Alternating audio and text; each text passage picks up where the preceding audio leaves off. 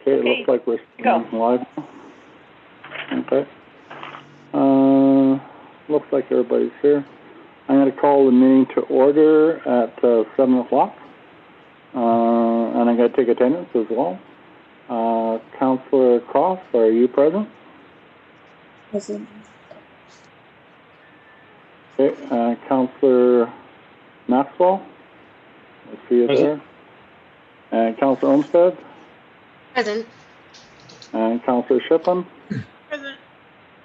Okay.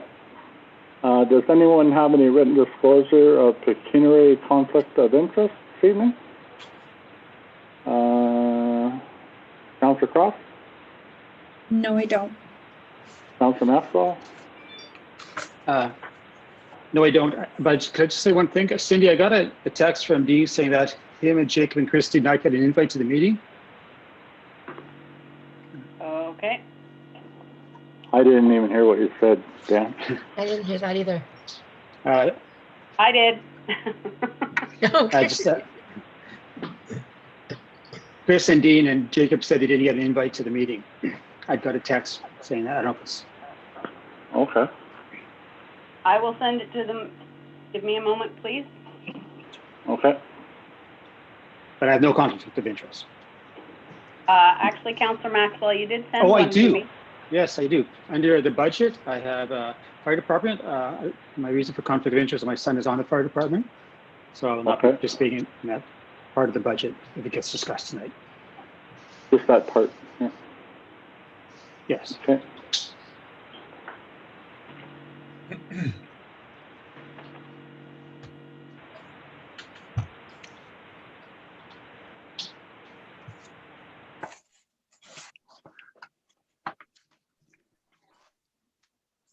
Let me know when I can proceed, okay, Cindy? Yeah, I'm just forwarding an email here.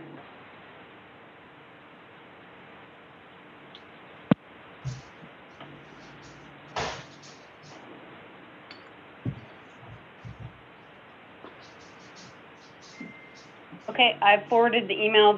I'll let them in when they join. Okay. Okay, so we'll move ahead then. Next item on the agenda is number 3, petitions and delegations. So tonight we have Mr. Steve MacArthur and Ms. Mary Dawson Cole from MPAC. Welcome to our meeting. Thanks for coming. Thank you, Mayor Pennell. And thanks to Council and Cindy for the opportunity to meet with you this evening. It doesn't feel like that long ago that I was there in person, and in reality, it's been a long pandemic. So happy to be here tonight. I also know that you've had some recent turnover on council, so for some of you, it might be your first interaction with MPAC. I'm your local account manager in the area, and on the line, I'd like to introduce my boss, the Zone 7 Regional Manager, Mary Dawson Cole. Mary comes with decades of experience in all areas of MPAC, and we're lucky to have her on this call tonight, given that there was some farm questions, because Mary's been our in-house farm expert, having led that portfolio on many occasions. So, and she's a born and bred Northerner, so understands the unique challenges we have up here. So Mary, maybe if you want to just say hello to everybody. Hi, everyone, and thank you very much for having us this evening. We're looking forward to working with you. And at any time after, please always feel free to reach out to Steve or myself, and we're happy to assist. So that big storm that passed through Sudbury, and we're a little weary of the feed here. So with your permission, I'm just going to stop the video feed, and Cindy's going to work through the slide deck as we speak in the background, if that works for all. Okay? Sure. Okay. Go ahead, Cindy, the first slide, please. And I'm going to fly through this opening stuff to just as a bit of a backgrounder, and because we haven't spoken in a while. And I always like to start with this slide because it demonstrates visually how we are all in this together. So provincial government sets the legislation and policies that MPAC uses to assess properties. And then our role at MPAC is to determine the property classifications and assessments in accordance with that legislation and that policy. So often the tax policy issues and changes to the way that MPAC assesses properties are the jurisdiction of the provincial government. So that just kind of sets the tone for what we're going to speak about this evening. So if you own a house or property in Calvin, the municipality determines its budget and the residential property tax rate each year, and then charges the taxes based on the rate that MPAC assesses based on the rate using MPAC's assessed value of the property. And as I said when introducing Mary, we live and work here in the north and in the community, so our local knowledge helps us to deliver impartial property values, or at least we hope it does, that reflect what's happening within the specific communities. Next slide, please, Cindy. So the question that we're getting asked most often is, when is the next assessment update? And the truth is, we don't know yet. We don't know when it will be or what the evaluation date will be. Just before the pandemic hit, we were getting ready to roll out the values, and that was paused with good intention in the middle of with the start of the pandemic, and here we are with no recent update or change.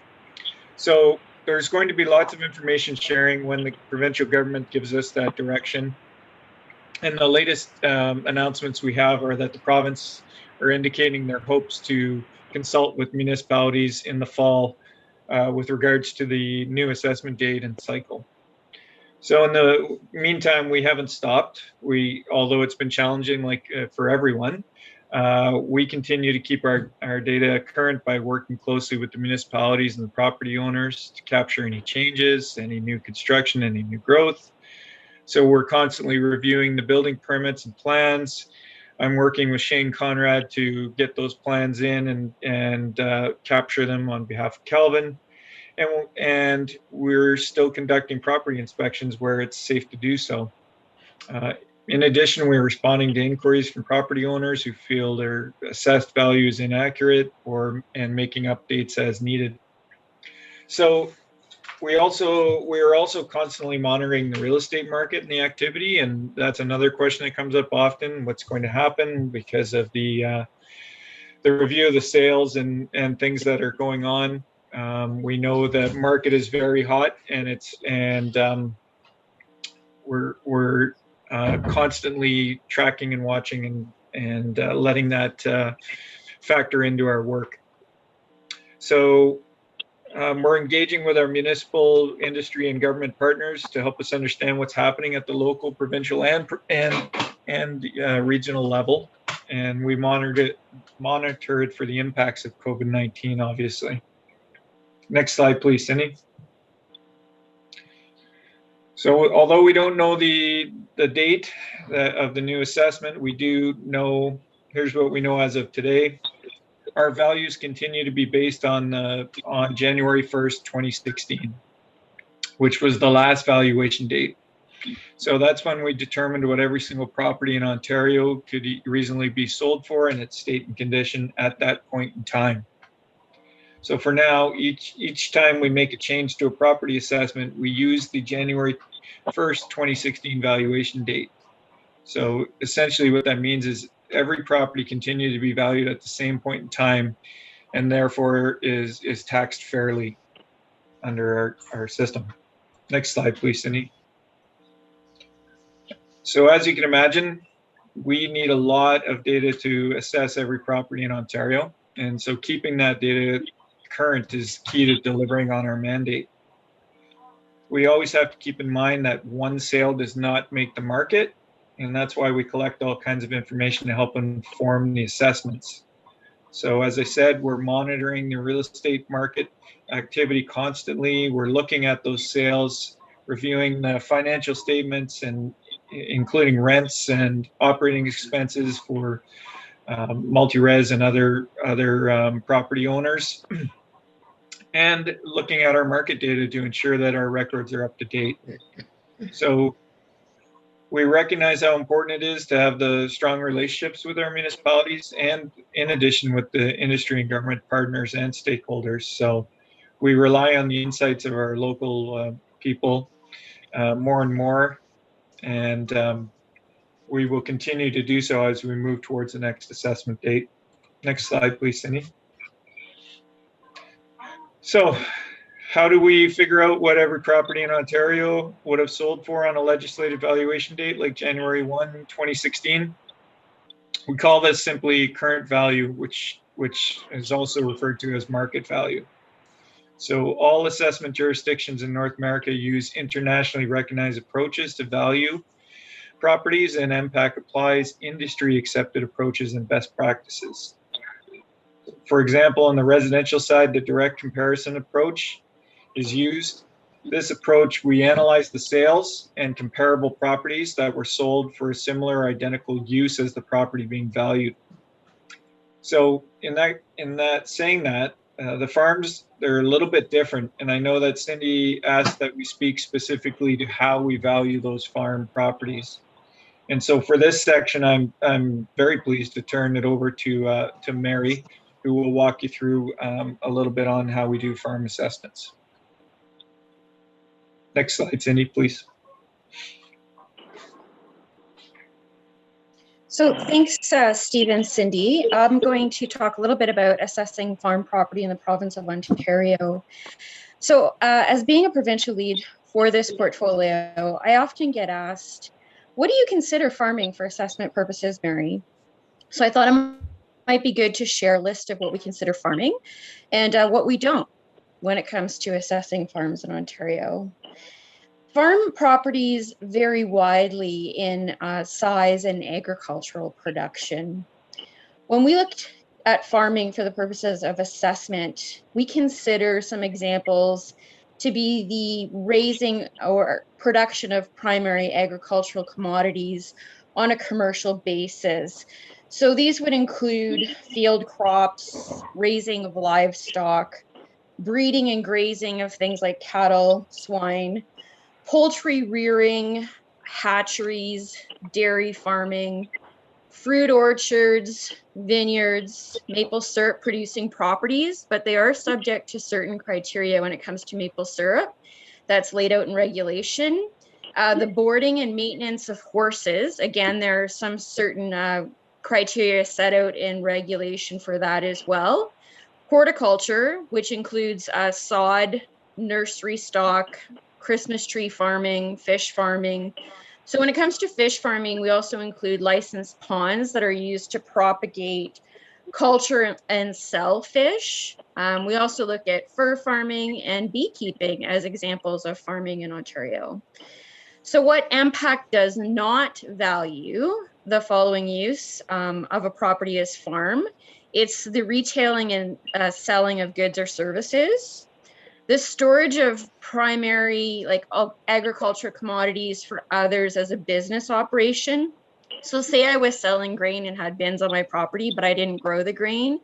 That would be an example of it. The maintenance of livestock or other animals for recreational purposes. So I've got a donkey and a goat, and the kids play with it. It's kind of a hobby. That's not considered farming. Manufacturing of primary agricultural commodities. So say I had a yogurt making facility on my property where I was packaging it, or I was making apple pies of that, but I didn't actually grow it on my property, we wouldn't consider that farming. And the breeding and raising of pets, so that'd be something like dog kennels. So if I was breeding poodles, for example, that kennel wouldn't be considered farming. So we can have the next slide. So currently in the province, we have over 222,000 farms, and we're almost at about 140 billion in value. So you're saying that's great. What does that mean to Kelvin? We've got 34 farms at the end of roll close that are in the farm tax class in Kelvin, which accounts for just almost 3.5 million in assessed value. Go to the next. So some of the drivers really of farmland value increases that we saw leading up to 2016 was the demand for farmland really significantly outweighed the supply, and it created competition for available land. This, coupled with, of course, low interest rates, appeared to have played a role in those rising values. We saw demand come from many sectors, including the large, intensive livestock enterprise needing land for manure management and cropping requirements. We saw non-agricultural buyers out in southern and southwestern Ontario continue to purchase and buy up farmland in select areas. So that created greater overall competition for available lands. So farmland in southern and central Ontario continued to be high in demand due to the availability of soil types that support high crop values. So you're wondering, well, Mary, what does that mean to us here in Northern Ontario? So really what that did is that what we saw then in the north and the east, we saw prices really kind of rise because our buyers from high-priced areas in southern and southwestern Ontario were moving out of that high-priced rate per acre and moving north and east in order to purchase land that was more affordable in order to expand and remain competitive. If we look at the next slide. So in preparation to get us to the valuation date of that January 1, 2016 assessment update, we took the opportunity to improve our sales verification process and expanded the number of years of sales to be used in our analysis. We looked at each farm property in Ontario and assigned a farmland neighborhood for the purposes of establishing the value. The geographic areas captured differences in location and attempt to address some common ground among the properties, such as the climatic zones or regions, the soil type and quality, similarities in market value, and similarities in the type of operations that we see. So in combining some of those neighborhoods, it provided us with more market transactions to analyze and determine land rates per acre in those specific geographic areas. So this really allows for more market evidence to help explain and defend the market values that we use for land rates on farm property. So look at the next slide. So in careful consultation with municipal and industry stakeholders, we developed an enhanced sales analysis process that really included increasing the sales period from 5 years to 8 years. We reviewed sales for some 5,700 farms dating back to January 2008 in order to allow MPAC to gain a greater market evidence. So we really looked at changing up all of our questionnaires. We looked at every single sale of vacant land, farmland in Ontario that was 10 acres or greater. Every single farmland owner received a questionnaire in the mail from MPAC with a standard cover letter explaining what we needed to be included in that information that we were collecting. And in doing that, if we look at the next slide,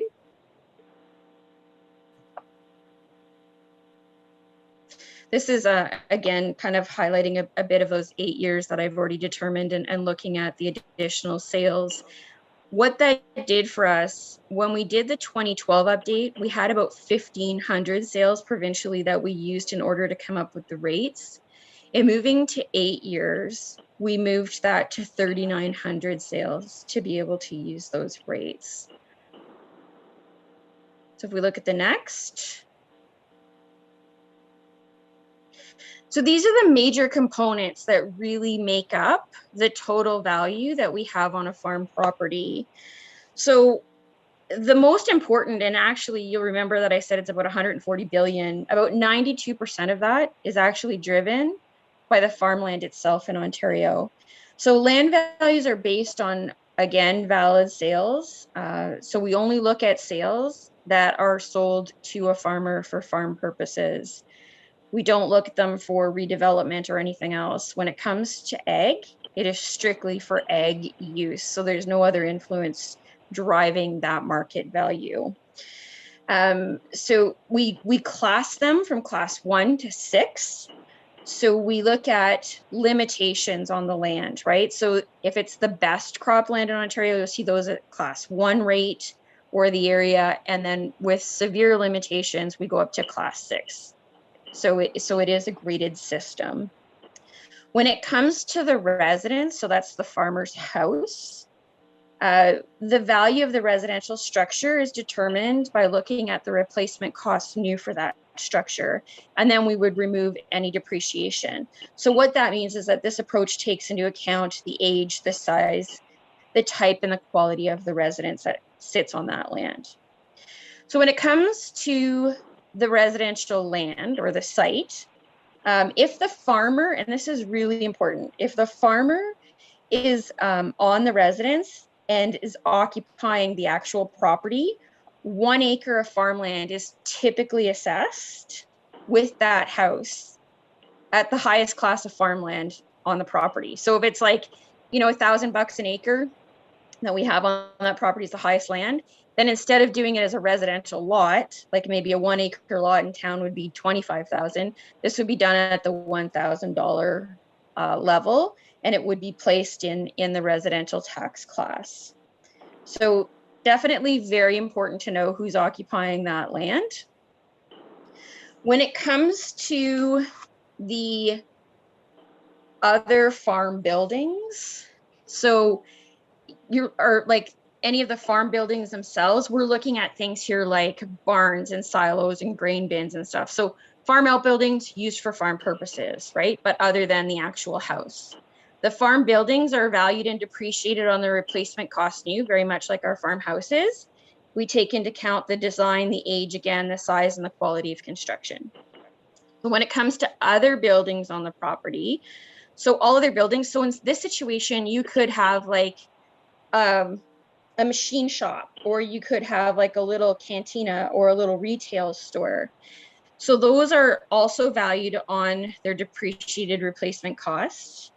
And then we would look at their use to determine what tax class they would go into. So if it was a store, it could be in the commercial class. If they're manufacturing or making something, it could be in the industrial class. So then when it comes to property classification, and this is a big one, and a lot of people ask a lot of questions on this one for us. So depending on use occurring on the land, it generally falls to the farm tax class or residential tax class. By default, if we deem it to be farming at MPAC, we classify it in the residential property class in accordance to Ontario Regulation 28298 of the Assessment Act, and it's particularly Section 312 for all of you who are really interested in that ledge part of it. What happens next is that the farmer then can make application to AgriCorp. So MPAC does not have the authority to place the property solely in the farm tax class. We'll let AgriCorp know if we see like a new startup, if there's evidence of farming, and we'll share our notes with AgriCorp. But the property owner themselves makes application to AgriCorp. AgriCorp then determines if they meet the criteria as established by ministry, and then AgriCorp notifies MPAC that we are to place the property in the farm tax class. So the municipalities have the option of determining that rate, the farm tax class. Typically what I see is up to 25% of the residential rate, but in a few municipalities, they've actually gone lower than the 25% tax rate. So those are your components and the primary ones to establishing farm values, and a little bit of information on how you qualify in order to meet the farm tax class. If we can go to the next. So here's a bit of a table that I thought might be helpful, and it's one of the questions that I get a lot of concern on or confusion on. And some of the folks that I meet out in the field will say, Mary, what's the difference is if I own it and I'm a farmer, or if I have a property and I have a tenant farmer on it? What does it mean to assessment and tax? So in this situation, we got 200-acre parcels. If we look at scenario 1, it's all farmer owned. That farmer can be the owner, retired, or the widow could be still on the farm. So in this situation with 100 acres, say we got 90 acres of crop going on, I don't know, soybean, right? They have met their criteria with AgriCorp. We placed it in the default of res first. They get the FT tax class. They have 1 acre outbuilding on the farm. Maybe it's where they're storing their tractor in order to harvest. So again, that's used for farm purposes, they've met the AgriCorp criteria, FT. All of their bush stuff and what's not in play or not being farmed is still done as farm. Their 1 acre house they have a swimming pool, these guys. Okay, so all of that's done as residential tax class, because that's the rule, 1 acre plus the house. But the 1 acre under the house is done at the farm rate per acre. So now I'm going to move over and say, okay, I've got a 100-acre parcel. Say Mary Dawson Cole owns it, and Steve's the farmer. And Steve says, Mary, I'd like to tenant your land. So we set up a lease agreement, and I lease him 90 acres. So in this situation, he's a bona fide farmer, has his OMAFRA number, all of it. I notify AgriCorp that I've got a farmer on my property, even though I'm using it for res purposes. All the criteria is met, no problem. It gets assessed as farm. The rate per acre is done the correct way. The 1 acre outbuilding where his tractor is, no problem with it. But he's not leasing the 8 acres of bush, creek, or gully. So that is done at the residential tax class and assessed at residential rates. The 1 acre residence in the pool, well, I'm living in that, Steve's not. That's done at the residential rates and the residential tax class. So those would be the fundamental differences between farmer, occupied and owned, and if you have a tenant to your property, which the owner is not a farmer. So we go to the next.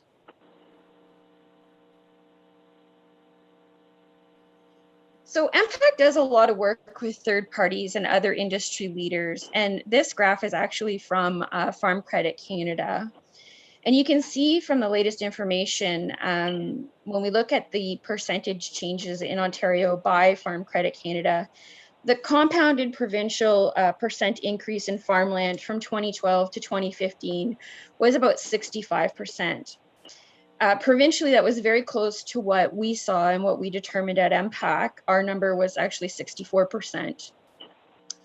If you move forward, though, from the end of 2015, and if you look at 2016 onward, that's kind of telling because we are waiting. And as many of you know, and as Steve had just explained, we were anticipating an assessment update for this taxation year.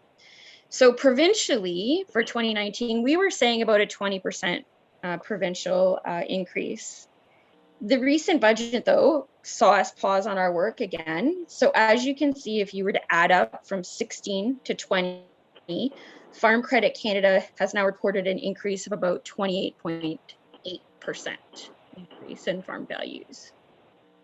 So again, we'll pause on our work for an update. We're still doing all of our other work. We're still doing all of the sales analytics and collecting the information and assessing new construction and renovations.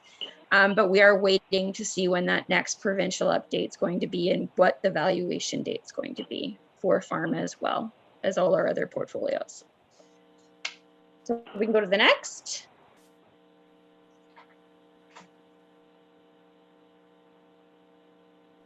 So I wanted to leave you with one slide on the tax incentive opportunities that you probably hear about. We do receive a list of qualifying properties from administrating ministries for the following programs. Now, the first one being the Farm Property Tax Class Rate Program. I explained to you that comes from AgriCorp.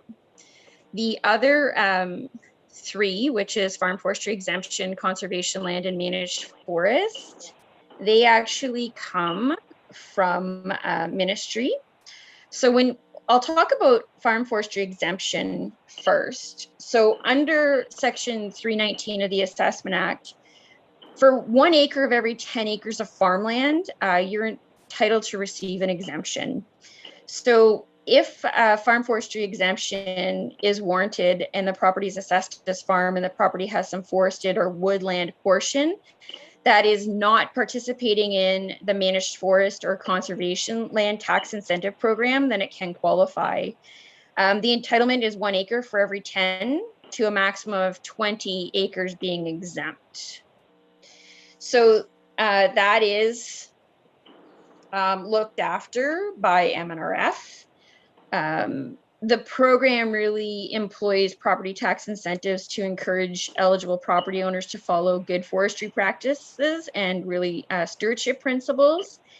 If the property meets those requirements, they are eligible to be taxed at up to 25% of the municipal tax rate at the res rate. So in order to be eligible, the property owner has to be a Canadian citizen or a permanent resident, or they can be a Canadian corp or partnership or trust or a conservation authority. And the forest has to cover at least 9.88 acres. And the property owner must prepare and follow a managed forest plan. So again, to learn more about managed forest, I would encourage everyone to check out that under MNRF or look to the website for information on it. Because it is not maintained by MPAC, we receive the list to tell us what acreage on a specific property qualifies for that program. So with conservation land tax incentive program, this one's kind of neat because it's 100% exempt if the person qualifies for it. You need at least a half an acre or larger in size to qualify.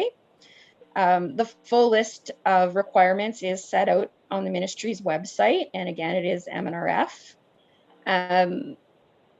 It really recognizes natural heritage features, and they're looking to kind of be long-term private stewardships of those provincially important natural areas.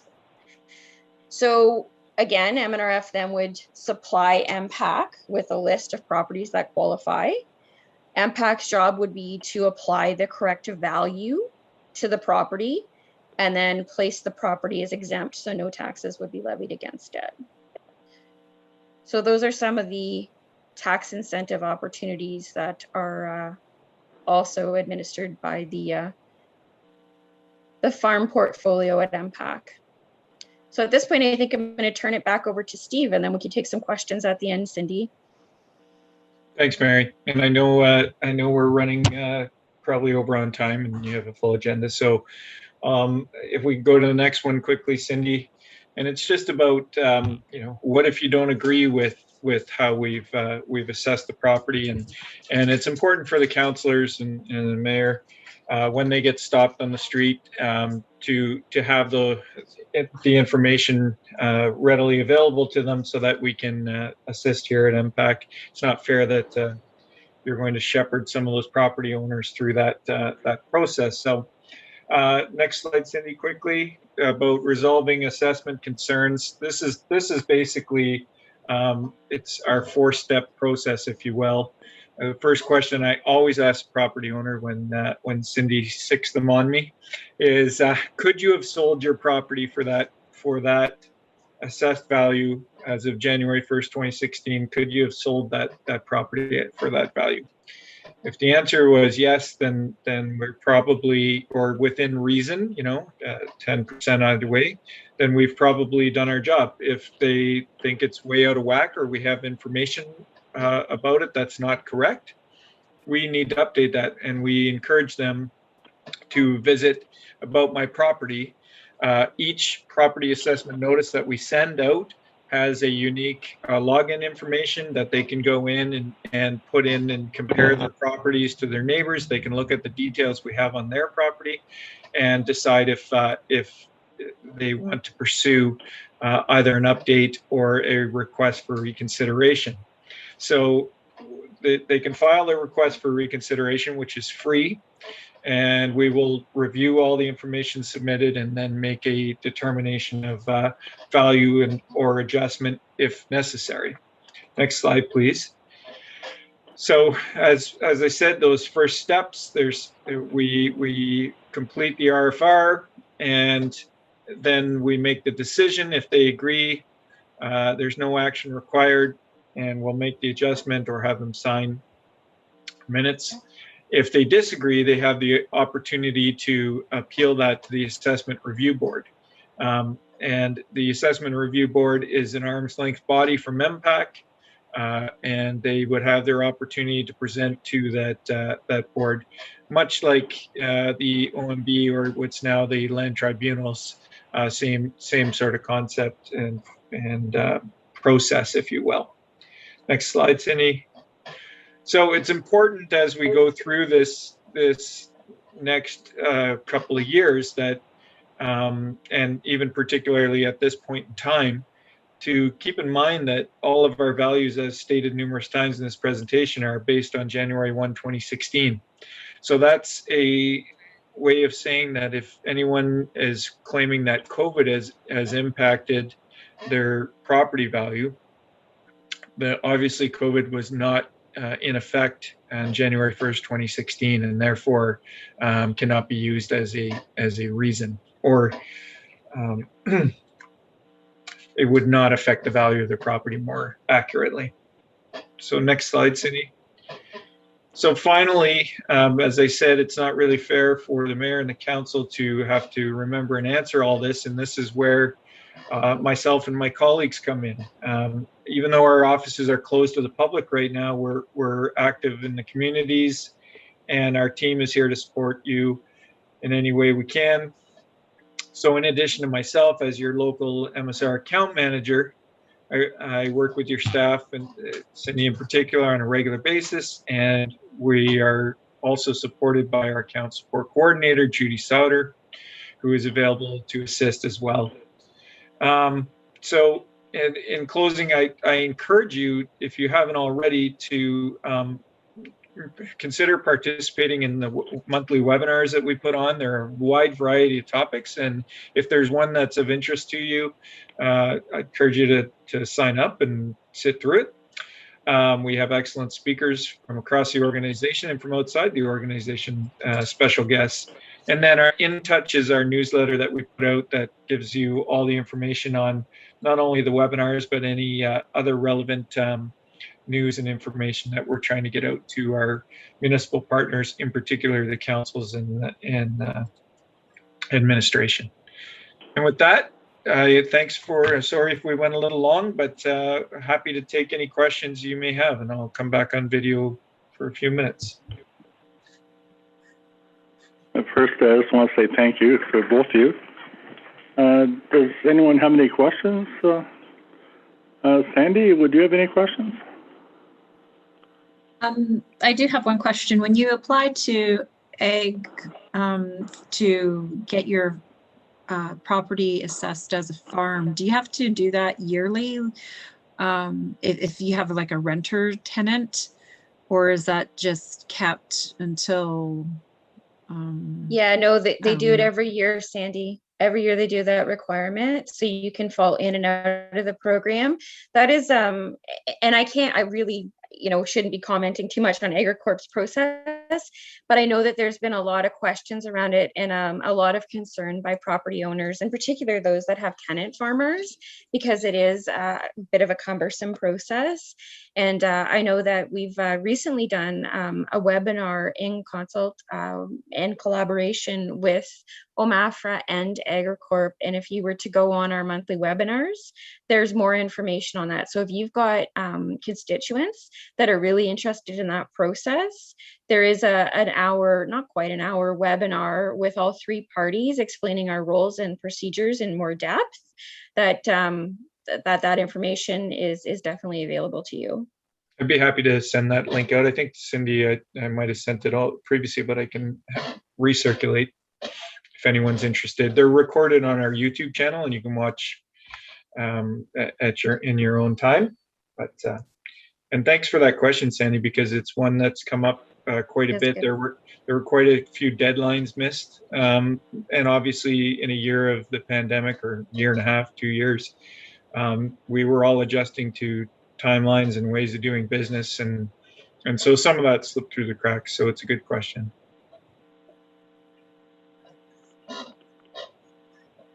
Anything further, Sandy? No, thank you.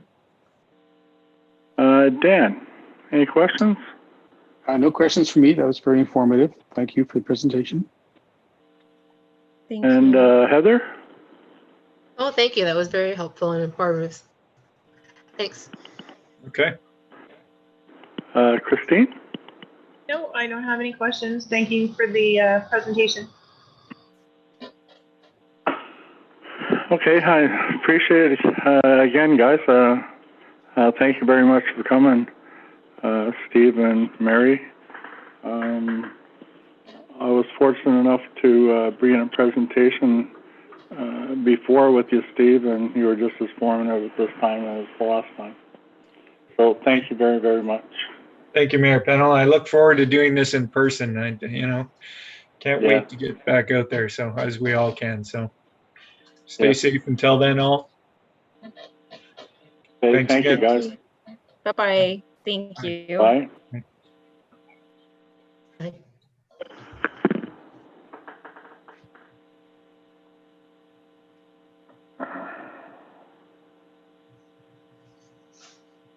All right, that was pretty good.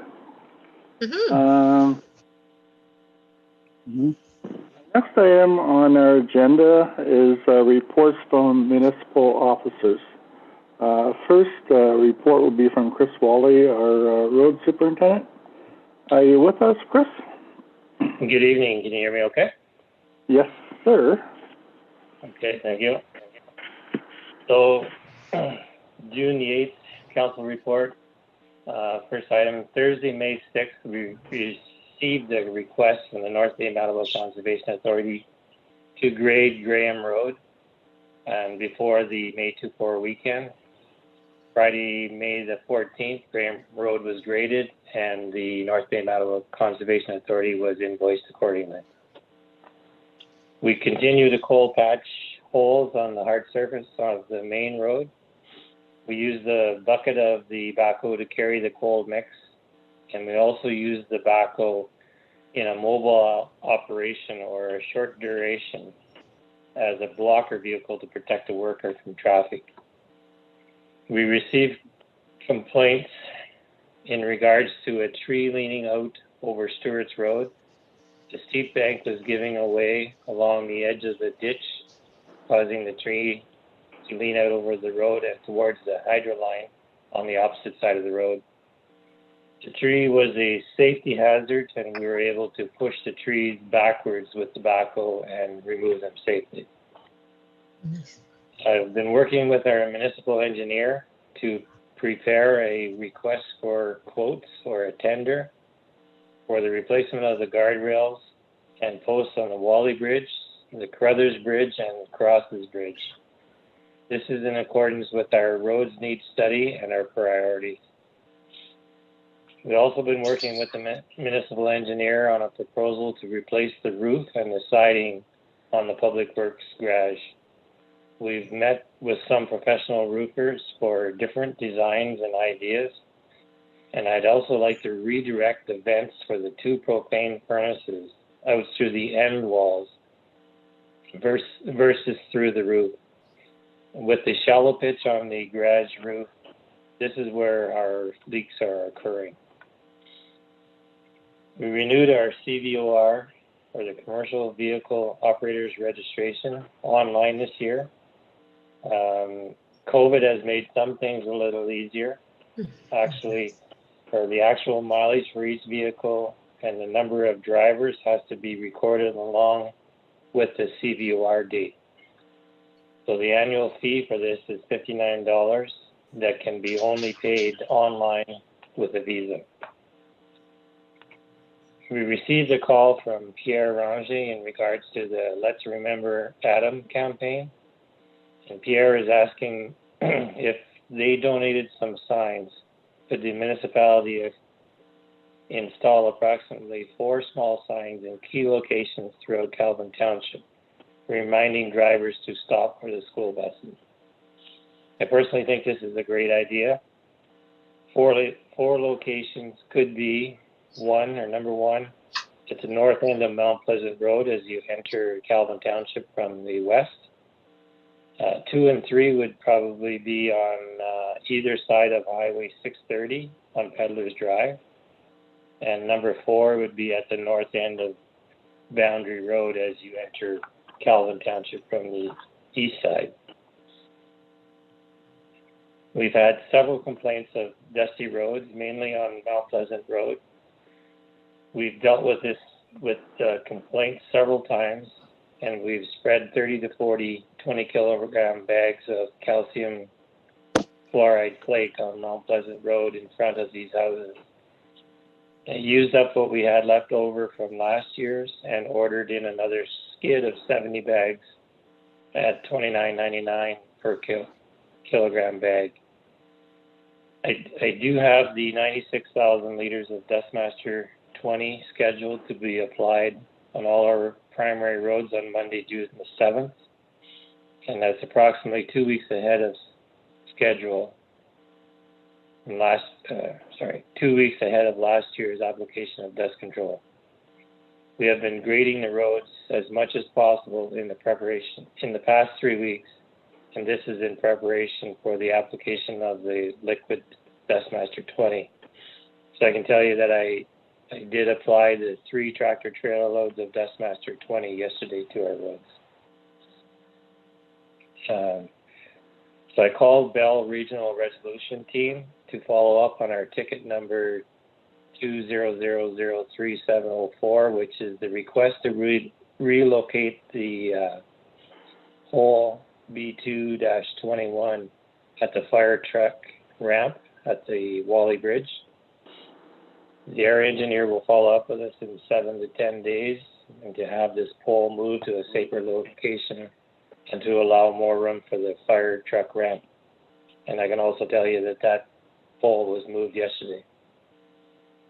Oh. On Friday, May the 21st, we removed the load restriction sign on all Calvin roads and in coordination with Papineau Cameron Township.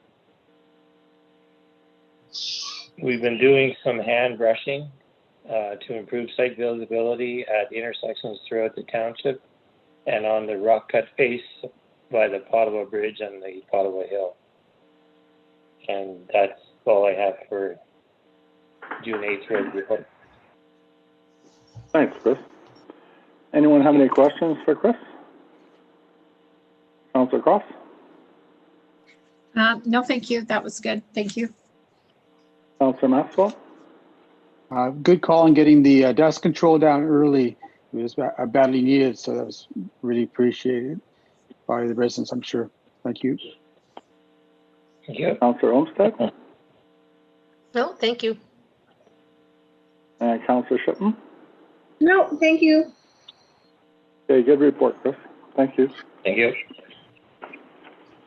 Our next report comes from Dean Maxwell, our fire chief. Are you with us, Dean? Yeah. Can you hear me clearly? Yeah.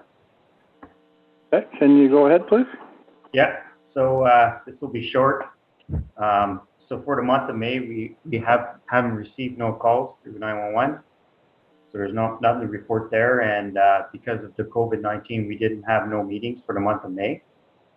On the status report for the fleet, we have had the rescue unit. We've had our winter tires taken off, our scouted tires, and we've had some front end work done. We had new shocks put on it, and it's all taken care of. We have started back up our fire meeting for the month of June because it's getting dry out there and we're getting ready for fire season. So besides that, that's all I have to report. Okay, thanks, Dean. Any questions for Dean? Councillor Cross? No questions. Councillor Maxwell? No questions. Councillor Olmsted? A few of the residents are concerned whether we should have an entire fire ban. Do you think so? Is there an entire fire ban because it's such a high risk right now? We usually follow the M&R's lead on that. And I have been talking to the Mattawa Fire Chief because he's had his residents asking as well. But it's coming, eh? Like if we don't get rain within this week, I expect us to get word probably by Friday. And now with this reopening, I bet you they will have it on by Friday. So we do have our signs and it will be posted up here at the fire hall. And then I have them at the other two signs at the entrances on Boundary and Mount Pleasant. So if anybody has questions if it's on or not, just check those spots and we'll know for sure. Okay, thank you. Thank you. Anything, Councillor Shipp? No, I have nothing, thanks. Okay, thanks very much, Dean. Mayor Pennell, Yes. can I just add to Dean's comment? He's got Yes, please. signs. It will also be posted on our website. If there's a fire ban, it will also be posted on our website. Yeah. In addition. Thank you for that. Next item on the agenda is a report from Jacob Grove, Recreation Landfill and Cemetery. Are you with us, Jacob? Yes, I am. Can you hear me okay? Yes, I can. Okay. So for my report this month, to start off, all departments are short-staffed, so we're unable to accomplish all the tasks that we normally would as quickly as we would. And some things are even put off until we hire a summer student. Once we get the summer student, we're hoping that everything will get caught back up and be running as normal. For recreation, the routine sanitizing of outside equipment has started. The grounds maintenance around the municipal office, community center, public roads garage, and fire hall has also begun. The spring outdoor building maintenance will be beginning soon, and all the lawnmowers have received their spring servicing and are operating well. Another thing to add to this report that's not in there is Friday when I was checking the garbage at the Smith Lake boat launch, I noticed that there was some damage to the dock where it attaches to the cement pad. The cement pad had actually broke away at one of the anchor bolts, which was allowing the board to pull away on some of the other anchor bolts. I didn't have time to fix it Friday as I was getting ready for the burial on the weekend. And so over the weekend, I had received calls that there was some public concern about the dock. Fortunately, Dean was able to go out and take a look at it and took a picture, sent it to me. It didn't seem any worse than it was Friday when I had viewed it. So we decided that it would be okay to wait till this week. And today I was able to get Dean's help to replace the board and put a new anchor bolt in. So the dock is now secure again and fixed up. For landfill, on Tuesday, June 1st, it was reported to the OPP and the municipal enforcement officer that the landfill shed was broken into. The person stole some hand sanitizer, high-vis shirts, as well as some collected recyclable materials. Both windows on the shed were damaged in the incident. The window that was broken has been temporarily boarded up until a new window can be purchased and installed. And further security options are also being considered to prevent this from occurring again. And then I've also added some information to my report about Canada Food Waste Reduction. I'm hoping that after my report, council will be able to direct me as to whether or not they would like us to look into this further. For cemetery, there was one burial last month and another one last weekend. The spring cleanup has been completed, and the graves that were settling, as the ground starts to settle over the graves, it creates a bit of a hole. So all those have been filled up. So there are some bare spots of ground over the graves that have raised a bit of concern with people. I've been explaining to them that it's just because we added soil to fill up a low spot. And I was able to get some grass seed when I was getting the parts to repair the dock. So this week I'm hoping to seed it if we get the rain Friday that they're calling for. For municipal enforcement, there was one incident this past month. The OPP have been informed of the vandalism and theft at the municipal property at the landfill site.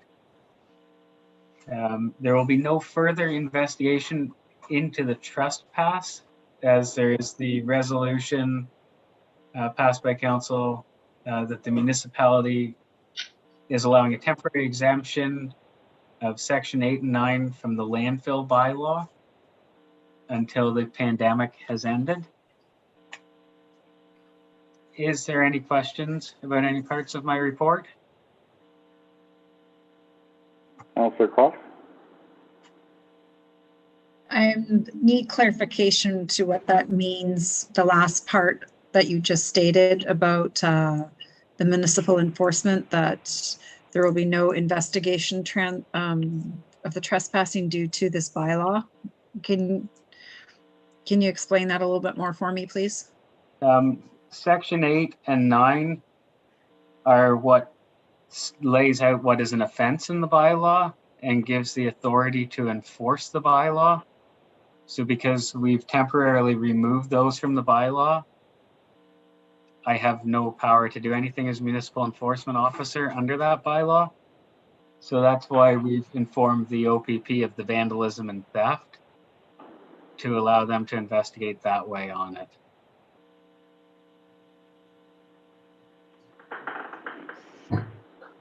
They probably have better resources to do it than you, anyway. Yeah. Anything further, Councillor Croft?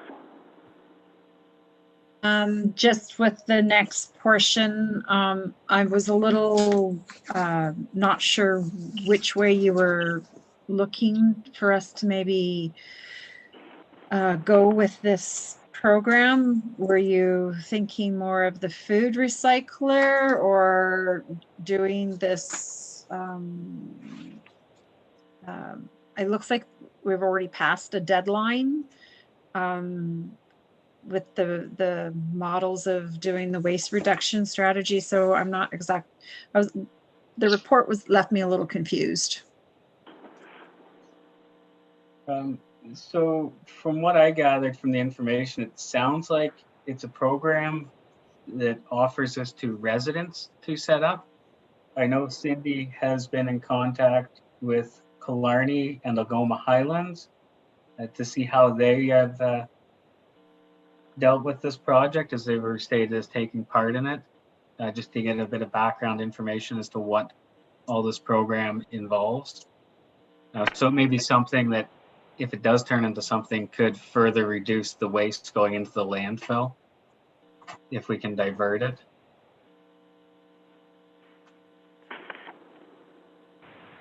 Where is it diverted to?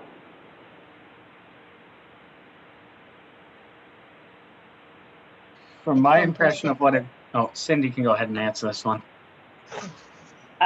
Based on the information that I have, the resident gets some kind of machine that breaks it down. It's mostly for organic matter, like food. So it's like composting, except I think it's accelerated. Yeah, they could use it in their garden. What was the other one I thought was kind of surprising, but yeah. Yes, it's instead of putting the food waste in your garbage, your plastic bag, whatever, you would put it into this machine. It would decompose it quickly, and then you could use it for other uses, like you said, a garden, your grass, whatever. Yeah.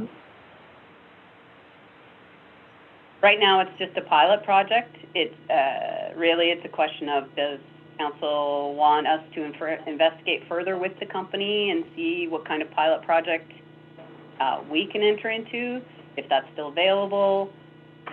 You know, the prices of these machines, how much is it going to cost us? We don't know any of that information right now, but if council's not interested in it, then we're not going to pursue it any further. How does everybody feel about that? So moving forward, so it sounds like there'd be a purchase on the part of the resident, and then they have to follow through on it. Councillor Koff? I'd like to get more information for sure. I've seen these machines advertised in a different platform. Some aren't that big. They actually sit on the countertop or beside like your garbage can. So I'd like to definitely see more with this pilot program that they have, and see if there's something that we can incorporate. Okay, Councillor Maxwell? My feelings are that the residents will not be interested if there's any cost at all involved with it, that people don't like to spend money to recycle. But it probably should be more of a bigger conversation on the landfill as a whole, and if it could be composting or food waste at the landfill. There's some other options as well to deal with food waste. I mean, imagine a lot of the food waste is composting naturally, just by being left out and the birds are spreading around. But it's part of a bigger conversation on the direction we want to go with our landfill, I think, as well. It's one small part. I'm not sure. Could use more information, I guess. Okay. Councillor Olmsted? We had a green bin program, so we were just given safe, well, even the raccoons did break into it, but we were given a bin and we saved it, and then the city took it for composting, which I think is a fantastic idea. I don't think people are going to spend a lot of money on their own machine. I don't think it's pretty expensive. I gotta find out, but this could be a reduced cost. We just take, we got dumps open twice a week. We can do our own composting there. It's not too hard. They have compostable bags, everything. We can start doing it right now. Anything further? Well, the only thing why people can't compost at home are bears. We don't want to attract the wildlife to our homes, so we need a safe place for the compost to happen. And the bears are already there. That's all. Okay. Councillor Shippen. Well, I see what Heather is talking about with composting and bears and stuff, but based on one of the paragraphs here, it runs anywhere with a plug, usually in the kitchen, garage, or basement. So the machine would be in your house, not outside for the bears. Maybe more people would use it because they can put it in their own garden, and it would be like if it's faster to compost than actual composting and less work, like you don't have to go out and mix it around and do whatever with it, maybe more people would use it. And I'm finding it a little hard to believe also that it can be used as a replacement fuel source for home heating, but you never know, right? Like, and because of the cost of oil, that might be a thing that gets people interested.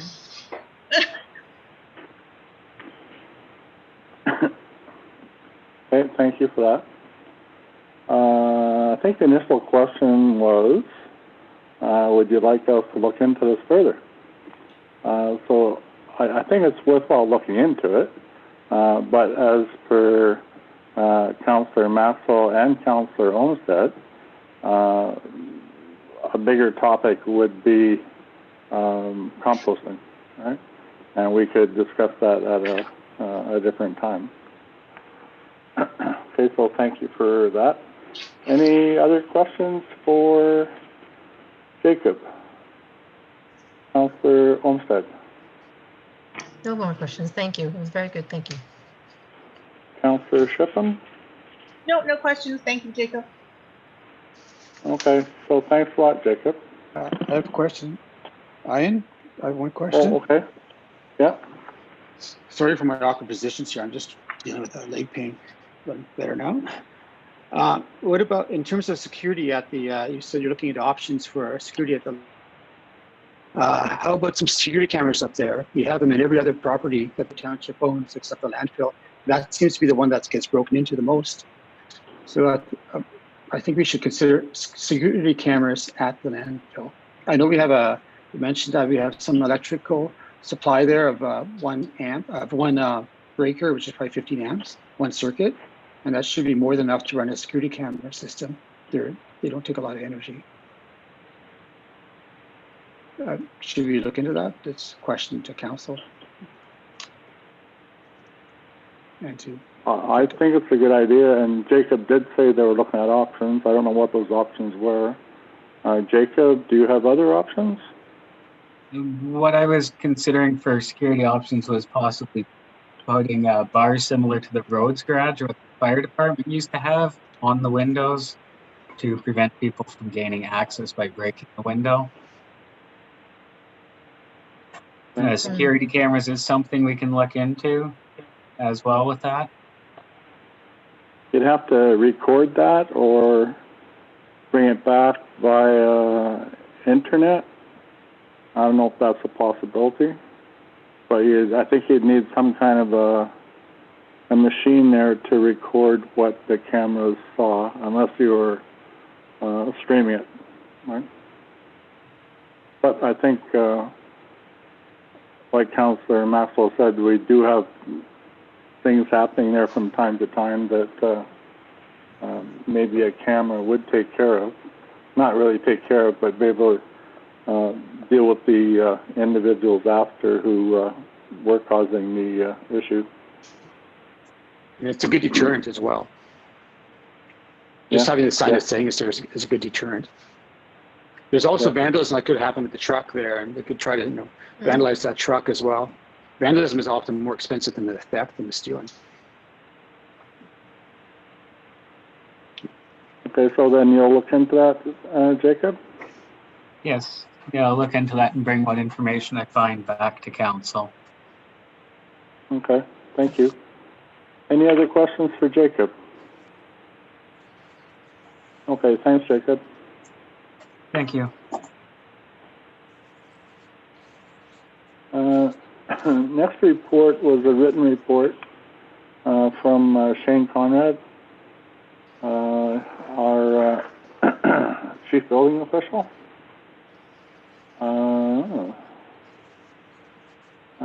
So for the month of May, there was, well, you guys can read it, 1 permit, 20,000 value, garage. That's good. Any discussion or comments on this one? No? Okay, thank you.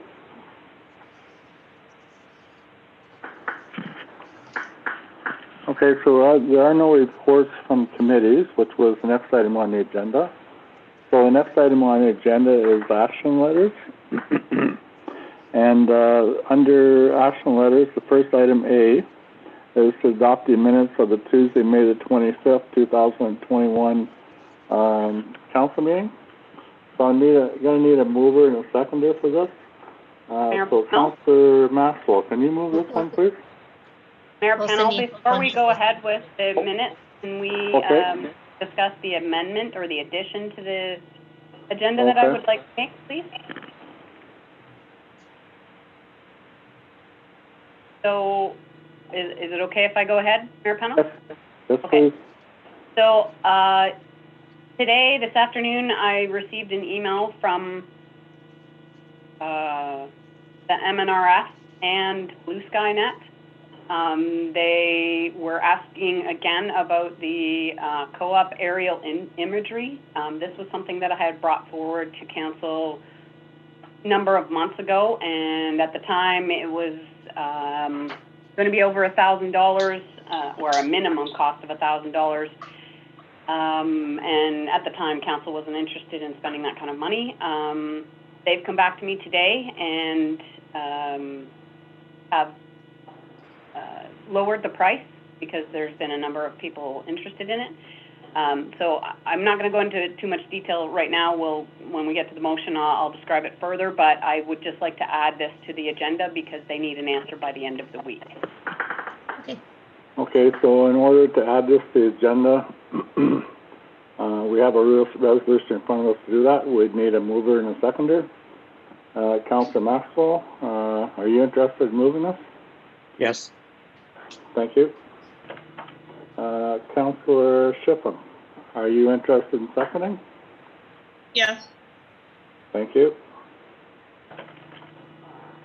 So we have this resolution moved by Councillor Maxwell, seconded by Councillor Shipham, that council hereby authorize the following amendments to the June 8th, 2021 agenda.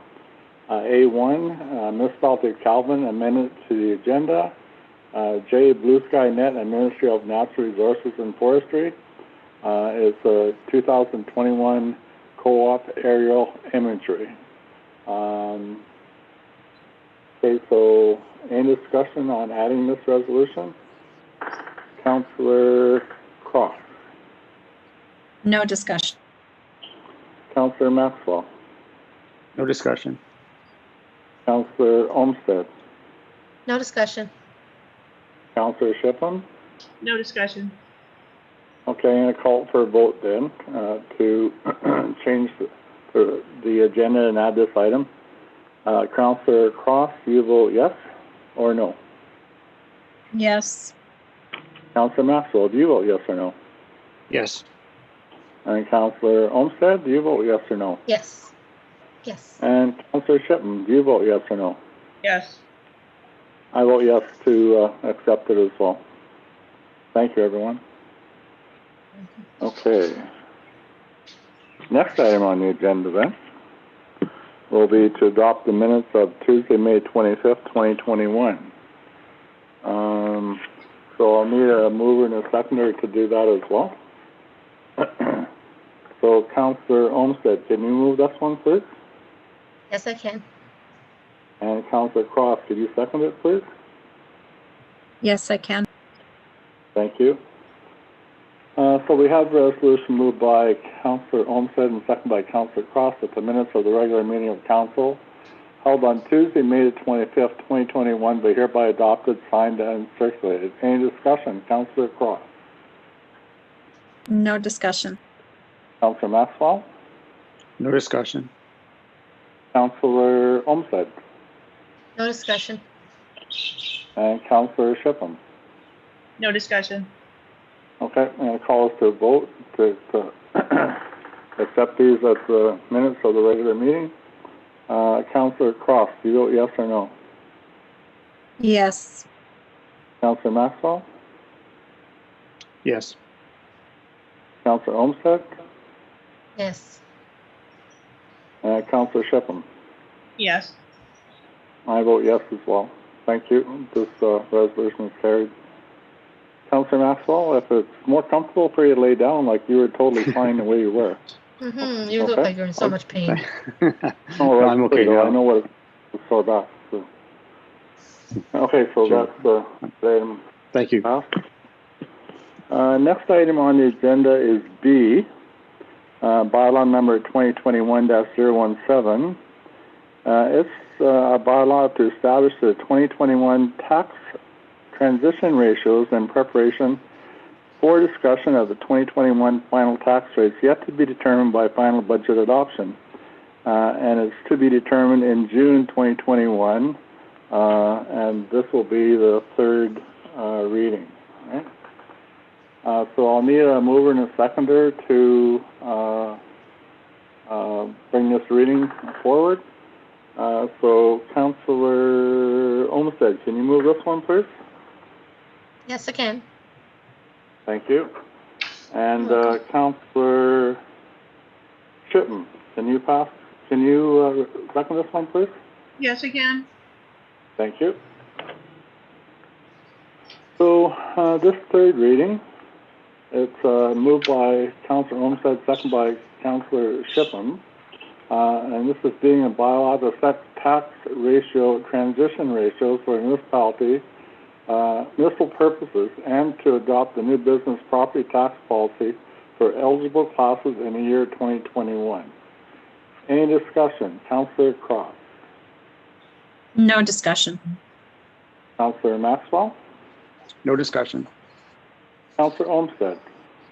No discussion. Councillor Shipham. No discussion. Okay. So I'm going to call the third reading to a vote. Councillor Cross, do you vote to accept the third reading? Yes or no? Yes. Councillor Maxwell, do you vote to accept the third reading? Yes. Councillor Olmsted? Yes. And Councillor Shipham? Yes. I vote yes as well. So the third reading is carried and this bylaw is passed. Thank you very much.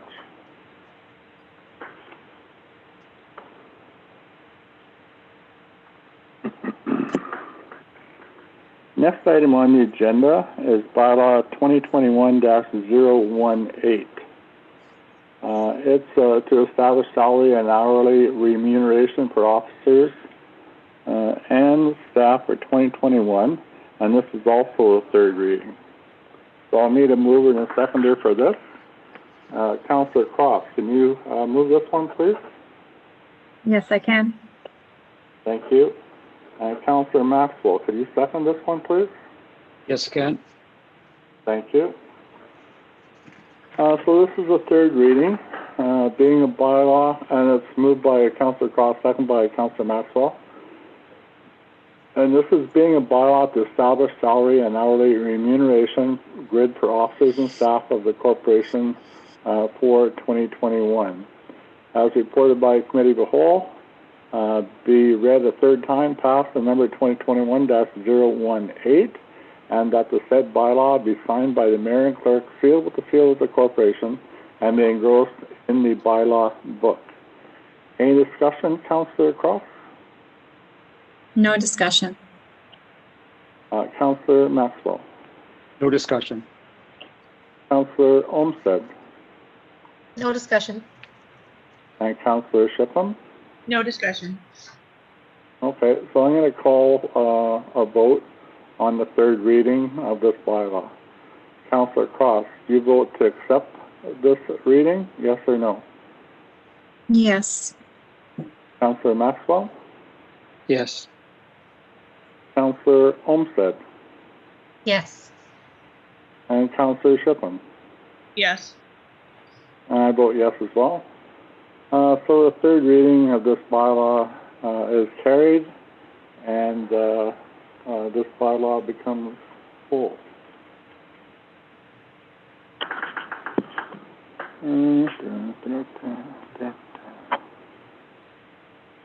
Okay, so the next item on the agenda is D. It's 2021 proposed final municipal budget, information presented for discussion and consideration. Has everyone had a chance to go through all this in detail? Very interesting read, actually. It's complicated, but...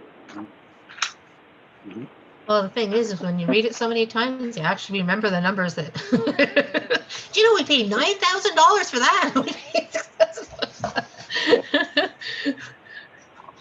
That's good, though. That's what we're supposed to be doing. So. Would you like me to do you go have anything you want to offer, Cindy? Sorry? Do you have anything you want to offer, Cindy? I was just wondering if you wanted me to go through the changes. I did highlight yes. in yellow, but just so we can have further explanation. I think that would be a good idea. Okay. Maybe it's changing midstream, right? So the first block that was turned yellow is for infrastructure grants. As I do every year, I got our accountant to go over the budget the final, or the proposed final budget. And she indicated that there was some interest, $556 that I did not put in the budget, and she recommended that we do use that in terms of paying the traffic barriers for the Wally Carruthers cross bridges under this OSIP grant. So originally this said $100,000, now it says $556. So I'm just adding the interest. Okay. Second change was this livestock grant from the province. We just received another livestock grant for another wildlife investigation. So I just added the one that we had previously in January and the one that just took place in May. I've just added them the two together, so there's an in and an out. This is the revenue portion of it. In the expenditure portion of it, there's also the flip side to it. So I've just added it together so that it's in the budget. Here, other federal provincial grants. Previously, there was only the COVID-19 information in here, which was $41,256. I have finally received further confirmation that we can start proceeding using the funds. There was a little bit of a question. The paperwork itself is still not has been signed. We don't even have the agreement yet from the province for this funding. This was the ICIP COVID grant for $100,000 that we are going to use for the roofing and siding of the Public Works garage. So that helped out significantly that they've confirmed that we can now proceed to the tendering portion. And as Chris mentioned in his report, he's gotten right on that, and we're trying to get that squared away as soon as possible, because we do have to spend this money by the end of the year. Okay, can I just say something there? Mm-hmm. I got a call from Vic Fidelli last night, and he said that that should be all finalized within the next day or two. Okay?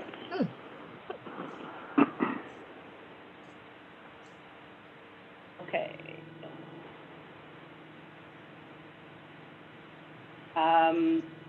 Next, as you can see from the bold that I've put here, when our accountant reviewed the budget, she also indicated to me that there would be some extra revenue from the disposal of our old photocopier.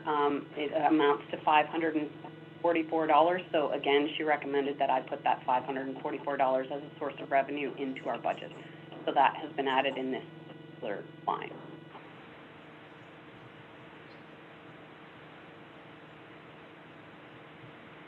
And again, with the accountant review, we had previously put $10,000 in here, but the estimated value from the province that we are going to receive from Stewardship Ontario is $11,339 and change. So we, as per her recommendation, we increased the revenue for that.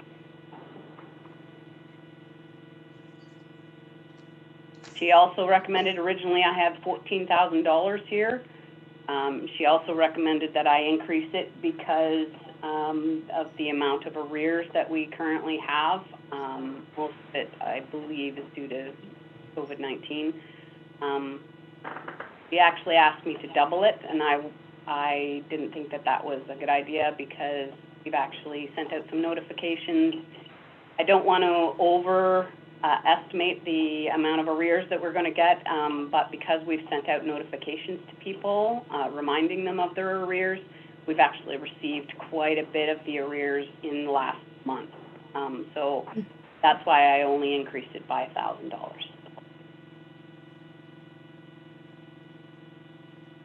And that's all all the changes that were made in the revenue section. Does council have any questions in regards to those? Anybody? No. Okay, I'll move on.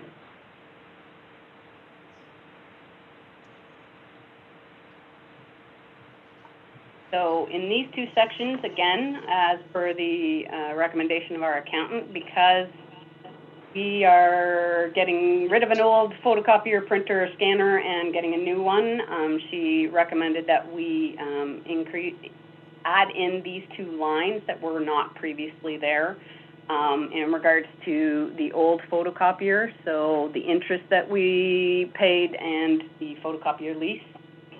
So those were added in as expenditures. The rest of the photocopier information is above, as it always was in copier.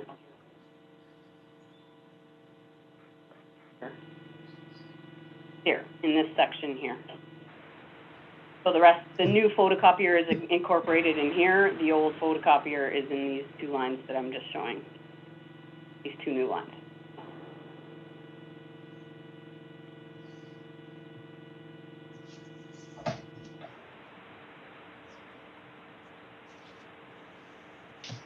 This was just, the value did not change at all, but this was, the accountant preferred to have the values in the description, and so I just added the values description, that's all. It was more for her reference than anything else, but it was a change that I made.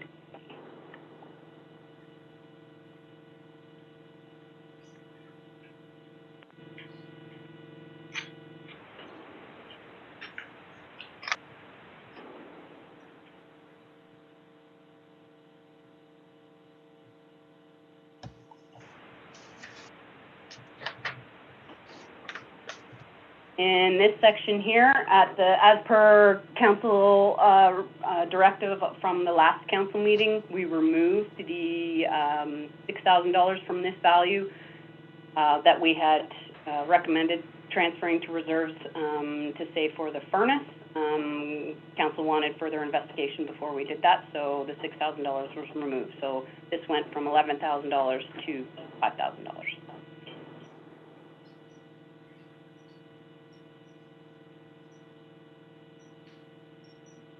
And as I previously mentioned, we received another OWDCP grant payment from the province. I mentioned it above, it was in revenues. This is just the reversed, the opposite end of it. It's an in and out in this is, so this is just changed appropriately because of that additional payment. And I believe that's all the changes that I made. A couple other comments that I would like to make. You will notice that I provided you with this version, which is the proposed final budget version, as well as another version that I had put back the fire department, the items that we had removed from the fire department. It amounts to approximately $4,700. It's just for comparison purposes. If council chooses, they can put it back in. If they wish to, they can do first and second reading tonight, and we can make changes for the third reading, or you don't have to put it in. It was just for comparison purposes, so council was aware of what the difference would be in the overall change in levy. So that's why there was another version of this. And finally, on Friday afternoon, approximately 2 o'clock, I received notification that we received our FCM, Federation of Canadian Municipalities, $50,000 grant for our asset management plan. Unfortunately, at 2 o'clock on Friday afternoon, I can't change all my numbers in my budget in order to incorporate that before I get your council packages out at 4.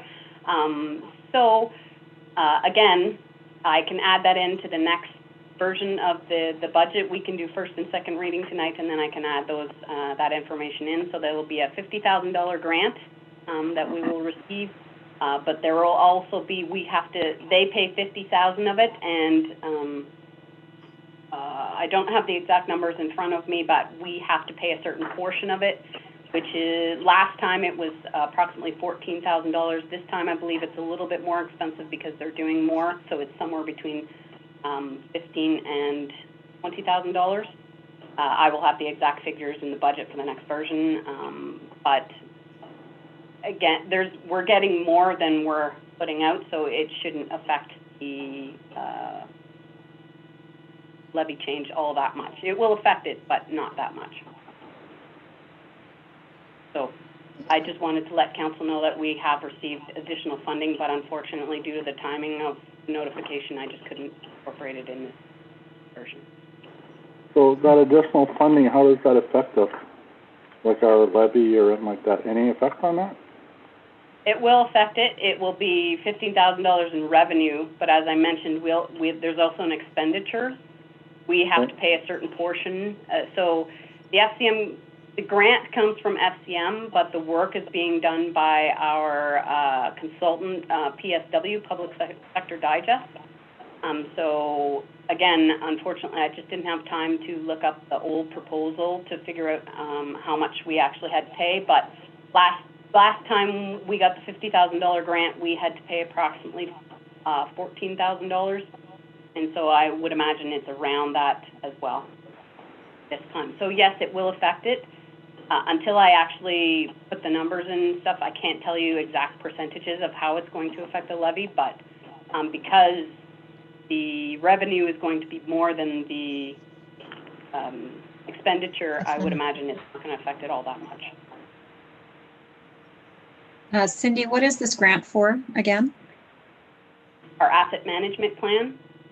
This, okay, there was a deadline for the next stage of the asset management plan regulated by the provincial government. It was supposed to be due July 1st, 2021, but they've extended the deadline to July 1st, 2022 due to COVID-19, so we do have a little bit more time. The next stage is more encompassing in terms of we have to value all of our capital assets. There has to be a plan put together, things like that. So again, Public Sector Digest, our consultant, is going to help us with that. Thank you.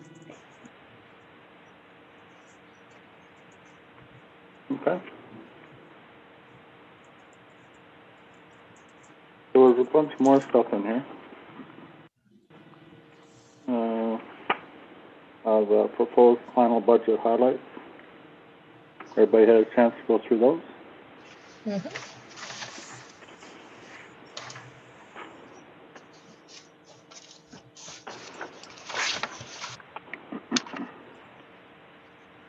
Yeah.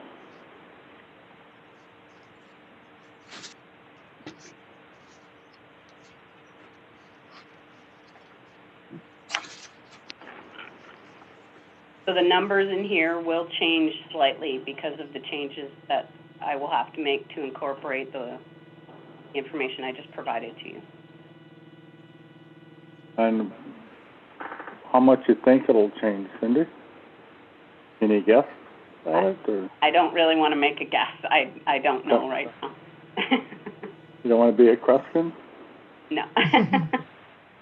Who's Crespin? Right? But I will change this document for the third reading so that council has the information. Okay, so I guess we're looking for input from everyone, right? Councillor Cross, any thoughts?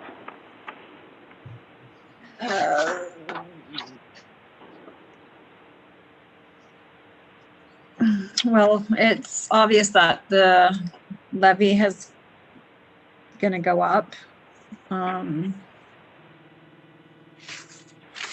It was bound to happen. I don't know what else I could say. I mean, the numbers are all there. We have asked all the departments to do their best on cutting things, and they came up with what they could, and this is the end number. So it is what it is. Okay, is that it? Yep. Okay, Councillor Maxwell, any thoughts? I can't hear you. Maybe you're on mute. Thank you. Yes, I think it's a very good budget. I think it's a very good budget, and I'm happy with it. I'm happy with the 4%. I think that's a reasonable tax increase in these times, and I think we should go ahead with it. Okay. Anything further, Dan? Nothing else. Okay. Councillor Olmsted, your thoughts? I agree full-heartedly. 4% I think is very fair. The staff did an incredible job putting this together, and I want to move forward. Okay, Councillor Shipham. No, I agree with everybody else. I think it is what it is, and everybody did a great job putting it all together and figuring out where they could cut, and we'll just have to go with it. Yeah. Okay. Anything further, Christine? No, I'm good, thanks. Okay. I think we did a pretty good job on this.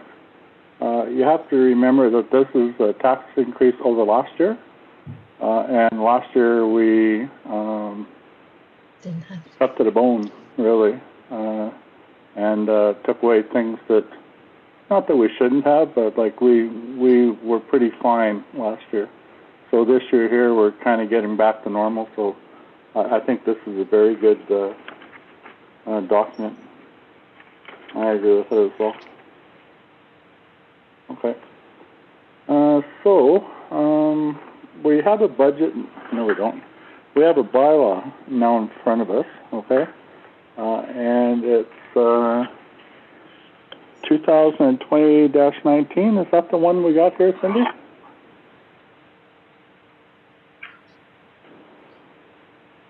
Yeah. Okay. So it is a bylaw to provide for the adoption of tax rates, adoption of the annual budget, and to further provide penalty and interest and default of payments thereof for the year 2021. So I'm going to need a mover and a seconder on the first reading. So, Councillor Cross, can you move the first reading, please? Yes, I can. Thank you. Councillor Olmsted, can you second that, please? Yes, I can. Thank you. So the first reading of this bylaw provide for adoption of tax rates, adoption of annual budget, and to further provide for the penalty and interest and default payment thereof for the year 2021. Moved by Councillor Cross, seconded by Councillor Olmsted. Any discussion on this? Councillor Cross. No discussion. Councillor Maxwell. Just thank you, Cindy, for all the examples that you gave us and all the extra information that really helps explain it in layman's terms. So I appreciate that. I have nothing else to add. Yeah, that's really helpful, eh? Yeah. Anything further, Dan? No, nothing else. Councillor Olmsted. I agree.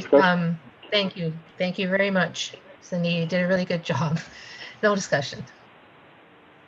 Councillor Shipham? No discussion. Okay, so I'm going to call the first reading to a vote. Councillor Cross, do you vote to accept the first reading, yes or no? Yes. Councillor Maxwell, do you vote yes or no? Yes. Councillor Olmsted, do you vote yes or no? Yes. And Councillor Shipham, do you vote yes or no? Yes. And I'll vote yes as well. Thank you very much. So we'll move on to the second reading. Going to need a mover and a seconder for the second reading as well. Councillor Maxwell, can you move the second reading? Yes, I can. And Councillor Shipham, can you second it, please? Yes, I can. Thank you.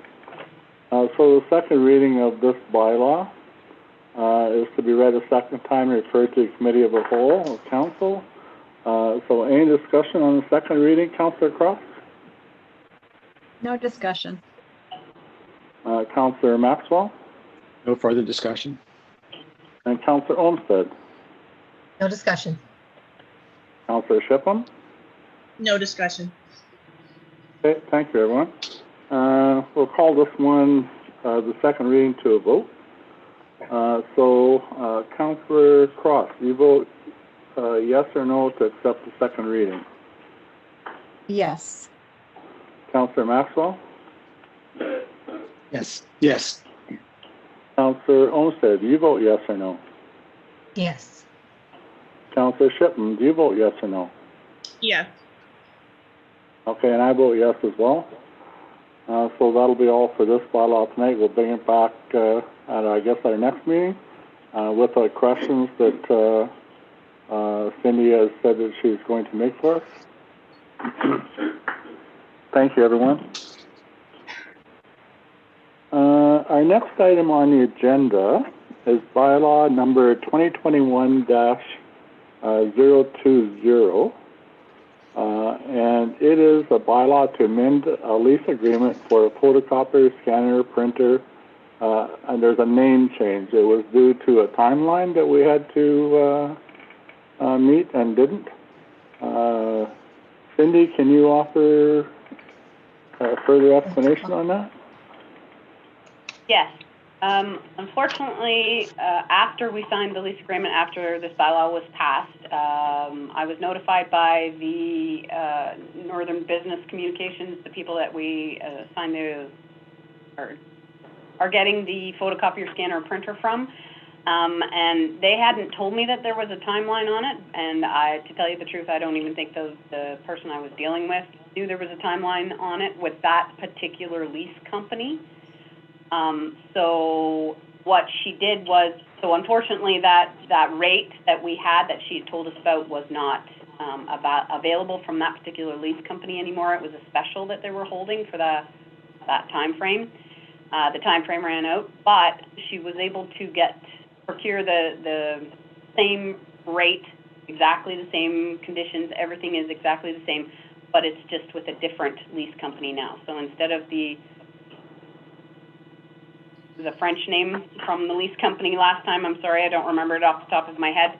It's now the lease company that we're signing the deal with is LBC Capital, LBEL Inc. So essentially it's exactly the same terms and conditions as it was before. It's just a different lease company that we're signing the lease with for the photocopier. Okay. Is there a timeline on this agreement that we have to achieve? No. No? Okay. It would be, right. This is just a since this is just a name change, I would prefer if council could put approve all three readings. Sorry, I'm struggling for words here. Approve all three readings tonight. Okay. All right. So for the first reading, I'll need a mover and a seconder. So, Councillor Shipman, can you move this one, please? Yes, I can. Thank you. And Councillor Maxwell, could you second it, please? Yes, I can. Thank you. So this first reading, moved by Councillor Shipman, second by Councillor Maxwell, being a bylaw, amend bylaw number 2021-014, to change the lesser company to enter into a lease agreement with LCB Capital Label Inc. for 2021 Toshiba eStudio 4515 AC photocopier, scanner, printer. Any discussion on this one? Councillor Cross. No, just I thought I was losing it because I thought we already did this. So now that it's explained that it's just a different name, I'm good with it. Okay, Councillor Maxwell. No discussion. Fine. Okay. Councillor Olmsted. No discussion. Councillor Shipman. No discussion. Okay, thank you. I'm going to call the first reading to a vote. Is everyone in favor to move ahead with the name change on this lease with the new company? Councillor Cross, you vote yes or no? Yes. Councillor Maxwell, would you vote yes or no? Yes. Councillor Shipman? No, I messed up. Councillor Olmsted, would you vote yes or no? Yes. Councillor Shipman? Yes. And I vote yes as well. The only reason I'm following the order is it just makes it easier for Cindy. For Cindy. I can yes. mess her up a little bit later on if we want to. Okay. So next, it'll be go to the second reading, okay? So I'll need a mover and a seconder for that as well.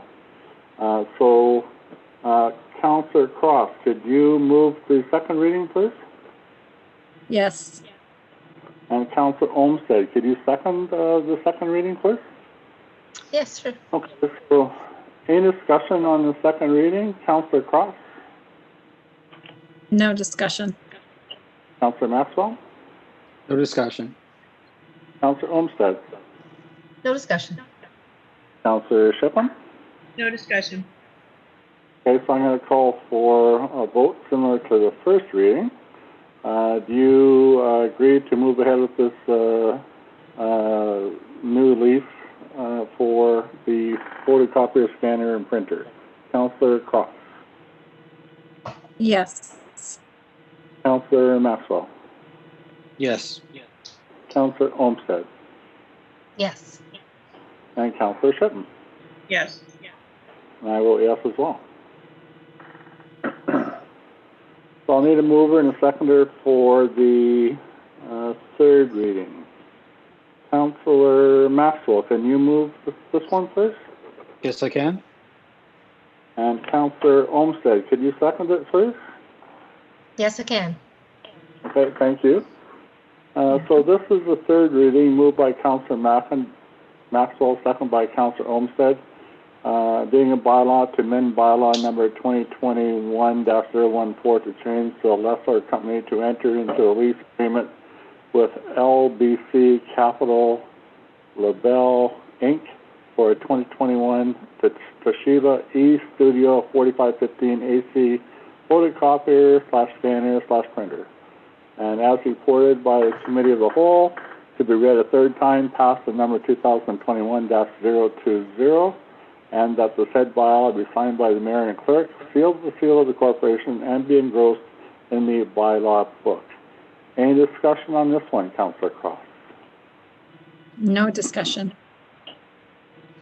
Councillor Maxwell? No discussion. Councillor Olmsted? No discussion. Councillor Shippen? No discussion. Okay, so I'm going to call the third reading on this bylaw to a vote. Councillor Cross, do you vote to proceed, yes or no? Yes. Councillor Maxwell, do you vote yes or no? Yes.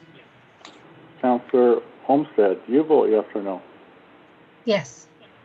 And Councillor Shippen, do you vote yes or no? Yes. Okay, and I vote yes as well. So bylaw 2021-020 is carried. Thank you, everyone.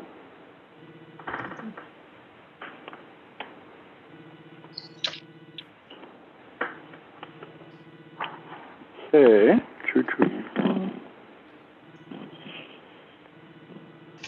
Okay, next item on the agenda is G, and it's a motion to accept the 2021 percentage breakdown of the municipality levy contributions for the building official. We did have a discussion on this, I believe it was at our last meeting.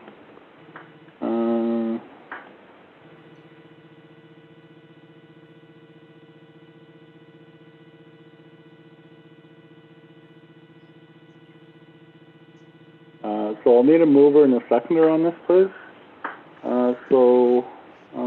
Councillor Cross, can you move this one, please? Yes, I can. And Councillor Shippen, can you second it, please? Yes, I can. Okay, so we have this resolution moved by Councillor Cross and seconded by Councillor Shippen.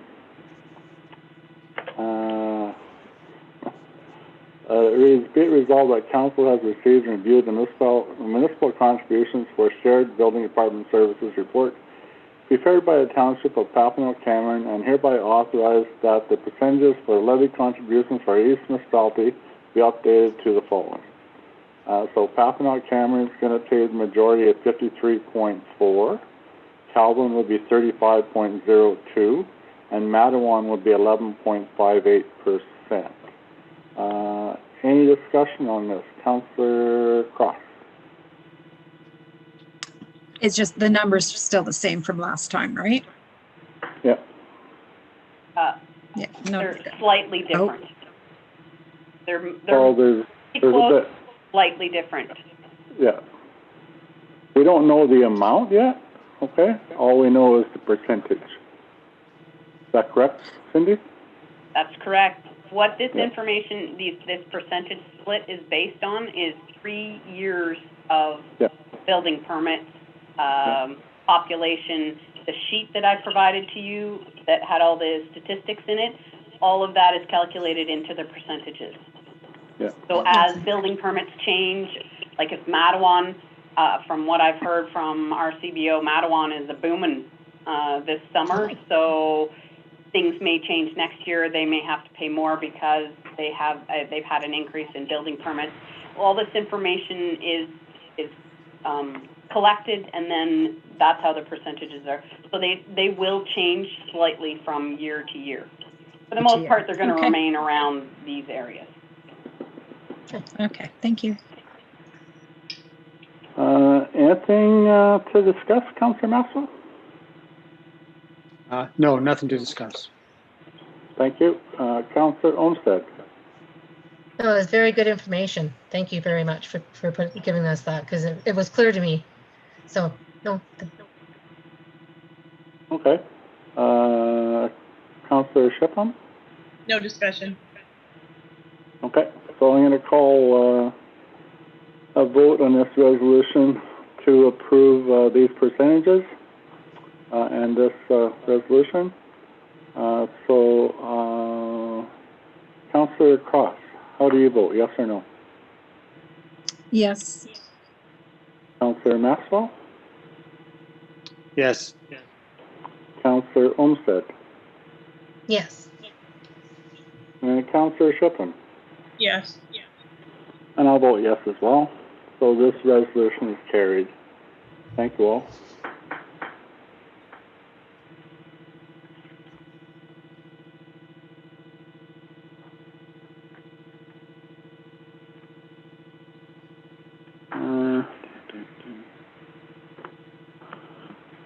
Next item on the agenda was report from the clerk treasurer. It was report 2021 CT26, Emergency Control Group meeting summary from our last meeting on June 2nd, 2021. Anyone have any questions or on that? Councillor Cross? No questions. Councillor Maxwell? No questions. Councillor Olmsted? I don't have any questions. Thank you. And Councillor Shipham? No questions. Okay, thank you. Next item on the agenda is the 2019 annual energy report. It's a resolution to release the report as presented.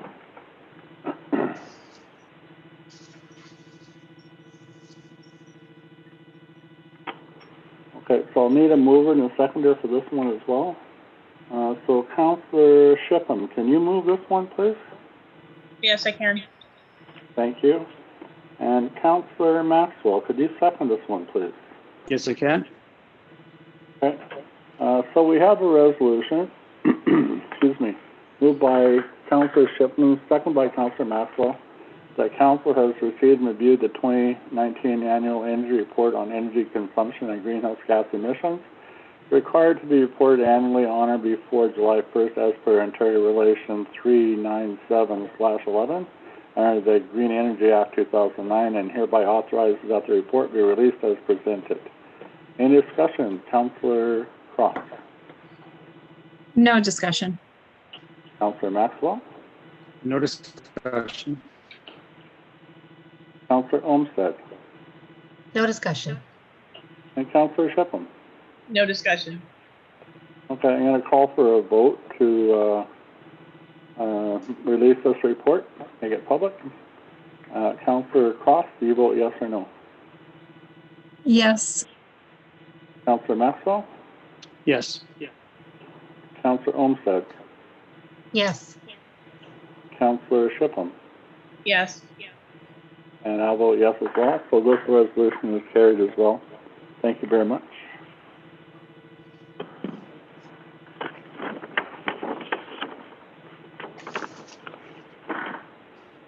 A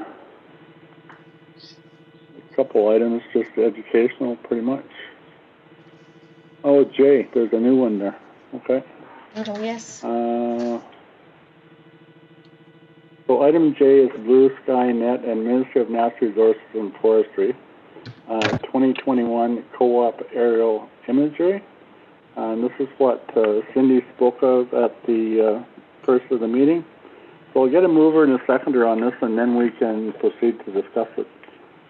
So Councillor Olmsted, could you move this one, please? Yes, I can. Thank you. And Councillor Cross, could you second it, please? Yes, I can. Okay. So this resolution moved by Councillor Olmsted, seconded by Councillor Cross, that Council authorize the purchase of the co-op high-quality imagery to update the aerial imagery in our CGIS system that is used by the Administration Department, Building Department, Roads Department, Emergency Management Department, and the Fire Department. The estimated cost is $748 plus HST. Any discussion? Councillor Cross. Or would you like to explain a little bit about it, Cindy, before we discuss it? Yes. So, as indicated in the resolution, the cost dropped from a minimum of $1,000 to $748 plus HST. As mentioned, this imagery would go into our CGIS system that pretty much all of the departments use. It's used significantly by the administration and the building department for zoning inquiries, to see what the differences are. There's currently already imagery in from previous years. This is just going to update the information. This updated imagery could be used in conjunction with updated MTO information for the Highway 17 realignment. Like I said, for building, to track changes in building and cross-reference with the building permit layer. For example, a shed that's built over 100 square feet but with no building permit. Pre-inspections and setbacks for building applications, accurately measuring proposed building sites, septic locations, setbacks from water bodies. It can be used with the roads department in terms of realignments, resurfacing, identifying locations that may be needed for better drainage. It could be used for the fire department, identifying changes in water sources for pumpers. Emergency services, imagery that has been used to identify roads that were not through streets, or roads for routing ambulances or other emergency services. This information I'm reading to you now is from the gentleman that provided it to me. He said this actually did happen in Calvin on Pottawa Road, running between Suzanne and Peddlers. The ambulance actually thought that the road was passable, but it's not. They thought that Pottawa Road went straight through when it actually doesn't, it ends. So they had to turn around and go back, come at it a different direction. So this updated information is important for that as well. And finally, and maybe most importantly, it can be used in terms of telecommunications, for wireless internet propagation, trying to get better broadband internet here. It can be used for submitting our applications for broadband internet, trying to get better broadband internet here, et cetera. I was actually also on a webinar this morning from Infrastructure Ontario, where they have a new Infrastructure Ontario grant application that we can apply for in conjunction with a supplier, as well as if we chose to, if we wanted to do it on our own. I'm not sure that's option that we're going to choose. That would be for more bigger cities, I believe, but where essentially they would become the company that would run the internet for the area is what I'm talking about. That's why I'm saying I'm not sure that's a viable option for us. But anyway, this updated imagery could be used for all those types of things. So now that it's a little less, it's not, I know it's not a significant drop, but they've actually given us a price now, whereas before it was just a general minimum of $1,000. I think it would be very beneficial that we proceed with this, and the cost can be split between pretty much every department that we have. Okay, thank you for that. Councillor Cross, any discussion? Do you happen to know the last time they did the imagery? Like, how old is the imagery? They do it every 5 years, so the last time it was done was 2016. Okay. Councillor Maxwell? I'm not sure. I have no comment. Okay. Councillor Olmsted? It sounds like it could be very beneficial to us, and it really sounds like Cindy might be wanting it. So I'm on board if that's okay. Yeah. Okay. Councillor Shiplin? No, I think it's a great idea as well, and then being as it can be split between a bunch of different departments instead of just a cost in one is a good idea. I don't really like the fact that an ambulance gets hung up on not knowing how to get to somebody that needs them. So I think this is a great idea. That's Okay. it. So I'm going to bring this resolution to a vote. I guess the vote is, do we proceed with purchasing this new imagery software? So Councillor Cross, do you vote yes or no to proceed with the purchase? Yes. Councillor Maxwell? Yes. Councillor Olmsted? Yes. Councillor Shipham? Yes. And I'll vote yes as well. So this resolution is carried. Thank you all. Thank you, Cindy. Okay, so there was one item in the municipal world, if everyone had a chance to look at it or was interested in looking at it. Then after that, we have a whole bunch of information letters, as always. Were there any in there that anyone wished to support or discuss? Councillor Cross.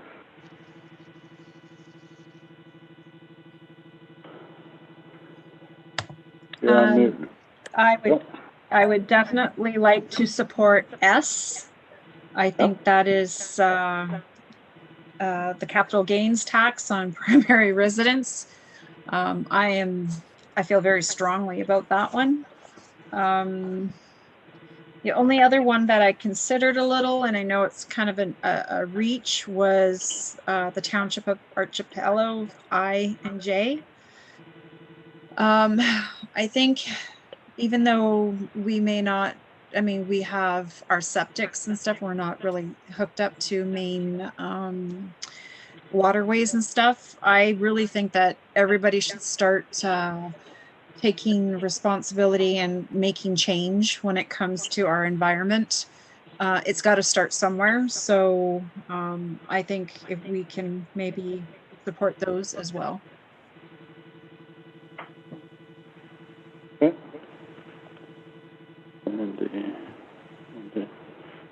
Dan, was there any in there that caught your eye?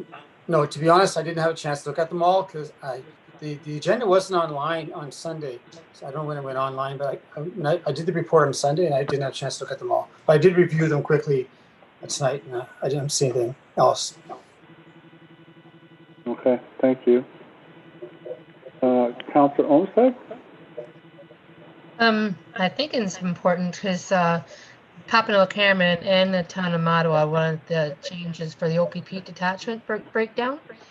Yeah. So I do want to support the township of Mattawa for the OPP, you know, how they're going to form those groups to represent our municipalities for the OPP. Anyway, Okay. I would like to endorse the town of Mattawa. I don't think we need 3 different committees. 2 is plenty for our side. I like the way they broke it down. So that's H. And then I thought that the Ontario Enhancing Blue Box program was great. Like they're going to start recycling straws, everything. And we need to support the city of North Bay. There's going to be potentially 1,700 homeless people if they go through these evictions. What number was that one? That was Z3. Z3. Z3? Mm-hmm. Okay. Okay. I mean, these are right in our backyard. And it was nice to have a couple of supports for our resolution for the emergency number for the suicide hotline and for the fire. That was nice. And support for the turnaround for the school buses. That was nice too. Okay. Christine, was there anything there that you wanted to do anything with? I agree with Heather to support like the stuff in our own backyard. And I also agree with Sandy. Like, I don't believe that we should be paying capital gains on a primary residence. I mean, you work all your life to be able to retire and live fairly well in your golden years, as they call it. So I don't believe that we should be paying more taxes at that point in time. Right. Okay, I agree with that capital gains one as well, the F. There was another one there, G, Township of Wellesley, Fire Department support. I can't even remember it now, but I highlighted it. I'd like to support that one as well. Mayor Pennell? Yes. Just so you know, we've already supported that one. Oh, okay. Good. That's probably why I thought it was good. Thank you for that. Other than that, that's the only ones I had. So it sounds like we want to move ahead with the supporting the capital gains one. Sandy wanted to do those I and J for Archipelago. And then there was for the Near North Landlord Association, right? Those 4. Am I correct, guys? Yes. And the one for Mattawa, the town of Mattawa. In North Bay. Yeah, right. Just further information to that, Councillor Olmsted, we've already done our own resolution in regards to that, so essentially saying the same thing as Mattawa. I was going to provide some further detail in old and new business, but because we're discussing this now, I'll just tell you. So the application we're submitting a regional application for this area based on the resolution that we passed at the last council meeting in regards to how the new OPP detachment boards will be made up, which is what we chose as the 2. The due date was actually on Monday. There's a little bit of leeway. They figured the province, they being the province, figured most people weren't going to actually be able to meet that. But I am working with the municipality of Chisholm, or the township of Chisholm. The CAO there has actually volunteered to submit the application, but she needed information from our region. So I am collecting that information for her, and she's collecting the information from sort of her end. I'm doing the east and she's doing the west sort of thing. So between the two of us, within, we hope, the next 2 weeks, we're hoping by the end of this week, but between her and my schedule, we're not promising that. But at least within the next 2 weeks, we will have the submission to the province. Cool. Okay, so we don't have to do anything for Mattawa, so just the North Bay one. No, I don't think it would be necessary to support it. Yeah. Cool. Okay. Okay, so I think we're ready to move on out of there. So there are no information letters available. Then old and new business. Do you have anything else under old and new, Cindy? Just a quick update. In one of our discussions, I believe it was in regards to the budget, there was some suggestions made in terms of sharing animal control officer. I just wanted to let council know that I have contacted Papineau Cameron.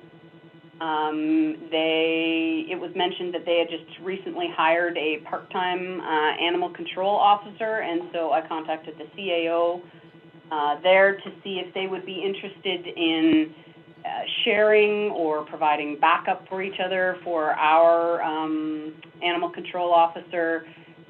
Maybe, you know, them taking turns having a schedule for evenings and weekends and, you know, just different things. We're exploring a variety of options. So I have started looking into that. I just wanted to let council know.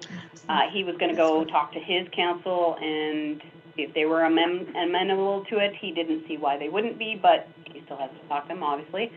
And then he was going to approach the animal control officer that they've just recently hired to see if she would be interested as well.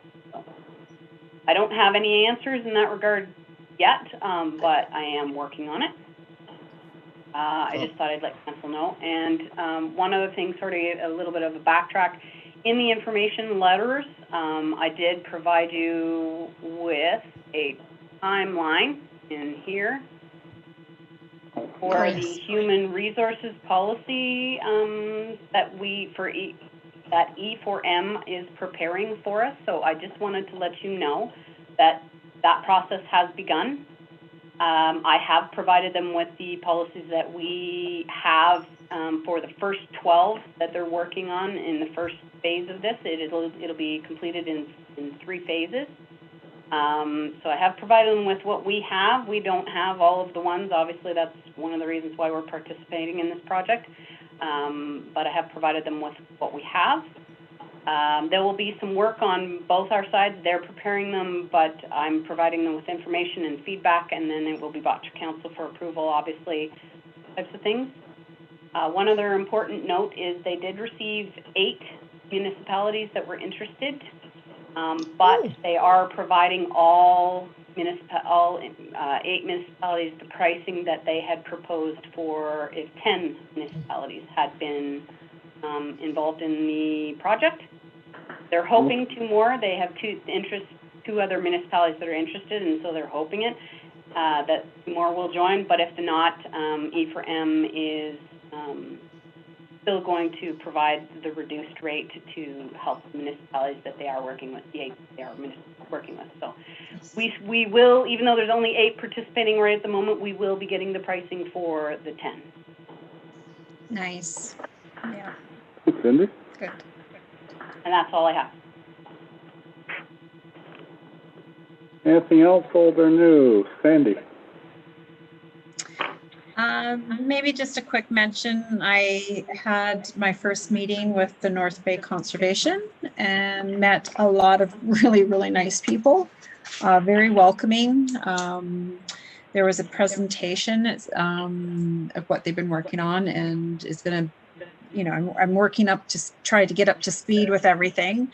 There was a very interesting comment made by one of the members about what's been going on lately with the real estate market and stuff, and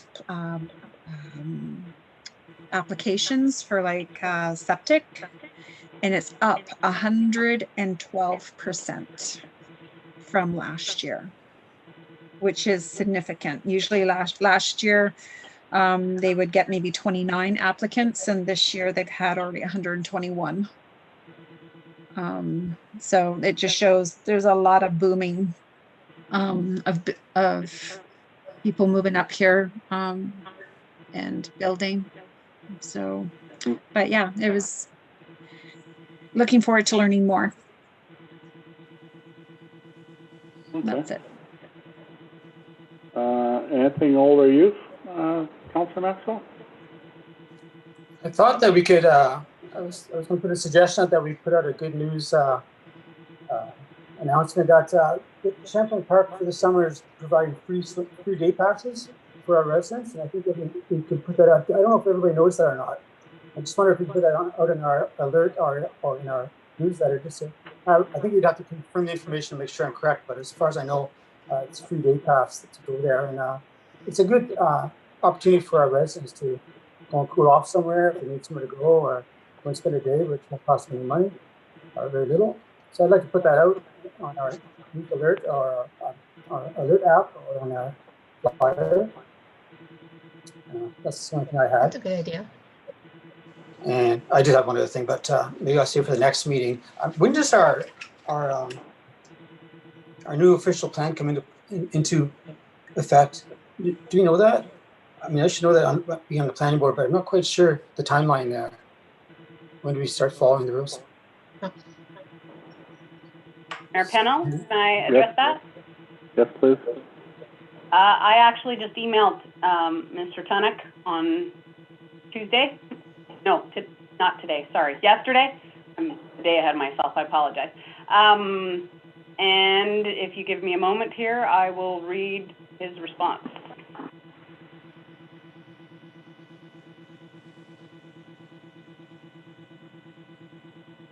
So he has indicated, we are fairly close to having a decision made by the Ministry of Municipal Affairs and Housing on the new official plan.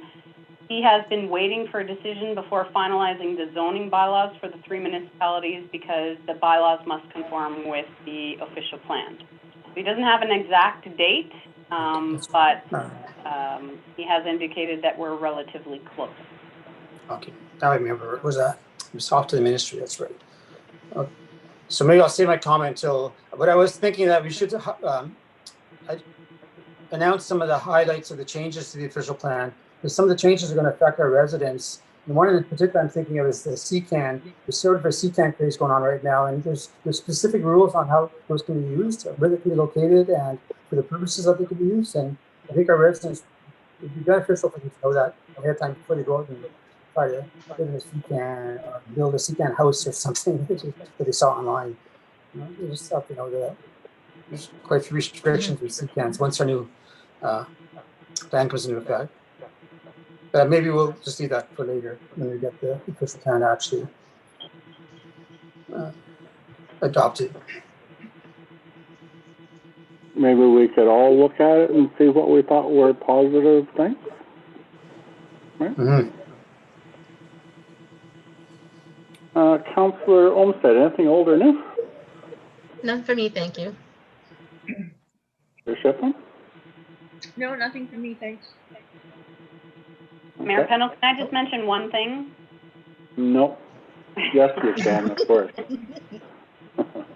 I'm not sure who's been listening to the news or reading Bay Today since last Friday in regards to Castle Home. But yes. There's some negative information being provided that isn't exactly accurate. That's about as far as I think I'm allowed to say, but we do have a meeting tomorrow night with Castle Home. The mayor and myself will be attending a meeting where further discussions will be discussed. Further financial information will be provided and discussed at that point.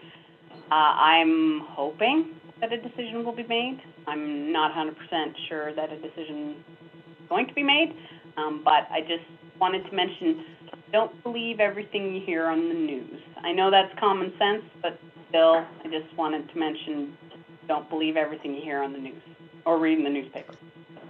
I'm going to add that there are some people that have hidden agendas, all right? Mm-hmm. Yeah, Most because they're on the definitely. on the radio. Yeah.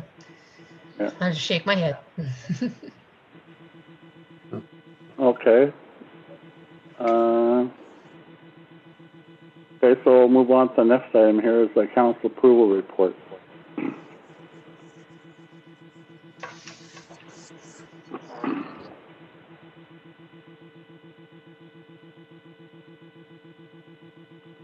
So we'll need a mover and a seconder for this as well. So Councillor Cross, can you move this one, please? Yes, I can. And Councillor Shippen, can you second this, please? Yes, I can. So we have this resolution moved by Councillor Cross, second by Councillor Shippen, that the disbursement stated June the 3rd, 2021, the amount of $11,756.37, and June 8th, 2021, the amount of $8,380.62, be hereby authorized and passed for payment. Any discussion, Councillor Cross? No discussion. No discussion. Councillor Maxwell? No discussion. Just looking at the one that came by email right now. No discussion. Looks good. Okay, thank you. Councillor Olmsted No discussion. and Councillor Shippen? No discussion. Okay. The only question I had on it was under this one we got today from Ghani's Red and White. It was dust layer material and it was $2,000. I just didn't know what that was. So, but, He mentioned in his report that he bought another skid of the calcium flake. Calcium oh, that's what it was. Okay, cool. Okay, he did mention that too. Okay, that's all I had. So any more discussion? No? Okay, so I'm going to bring this to a vote then, please, that these disbursements be approved and paid. Councillor Cross, how do you vote, yes or no? Yes. Councillor Maxwell? Yes. Thank you. Councillor Olmsted? Yes. And Councillor Shippen? Yes. Okay, I vote yes as well. So this resolution is carried as well. Thank you very much. Next item on the agenda is closed portion, of which we have none. Then we have business arising from a closed session, which we have none. And then there are no notice of motions, so the next item on the agenda is the adjournment. So I'll need a mover and a seconder to adjourn this regular meeting tonight at, well, we got a mover and a seconder. So Councillor Maxwell, can you move this one, please? Yes. And Councillor Olmsted, can you second it, please? Yes, I can. Okay, so we have a resolution moved by Councillor Maxwell, second by Councillor Olmsted, that this regular meeting of council will now be adjourned at 9:23 p.m. Any further discussion, Councillor Cross? No discussion. Councillor Maxwell? No discussion. Councillor Olmsted? No discussion. And Councillor Shippen? No discussion. Okay, so I'd like to call this to a vote to adjourn the meeting tonight at 9:23. Do you vote yes or no, Councillor Cross? Yes.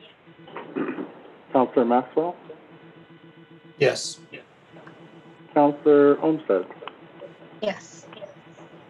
And Councillor Shippen? Yes. And I'll vote yes as well. Very good meeting, guys. It was. Thanks for all, and hope you all stay safe and well. You too. I So hope you get take better, care. Dan. You too. Good night. Yeah, sure.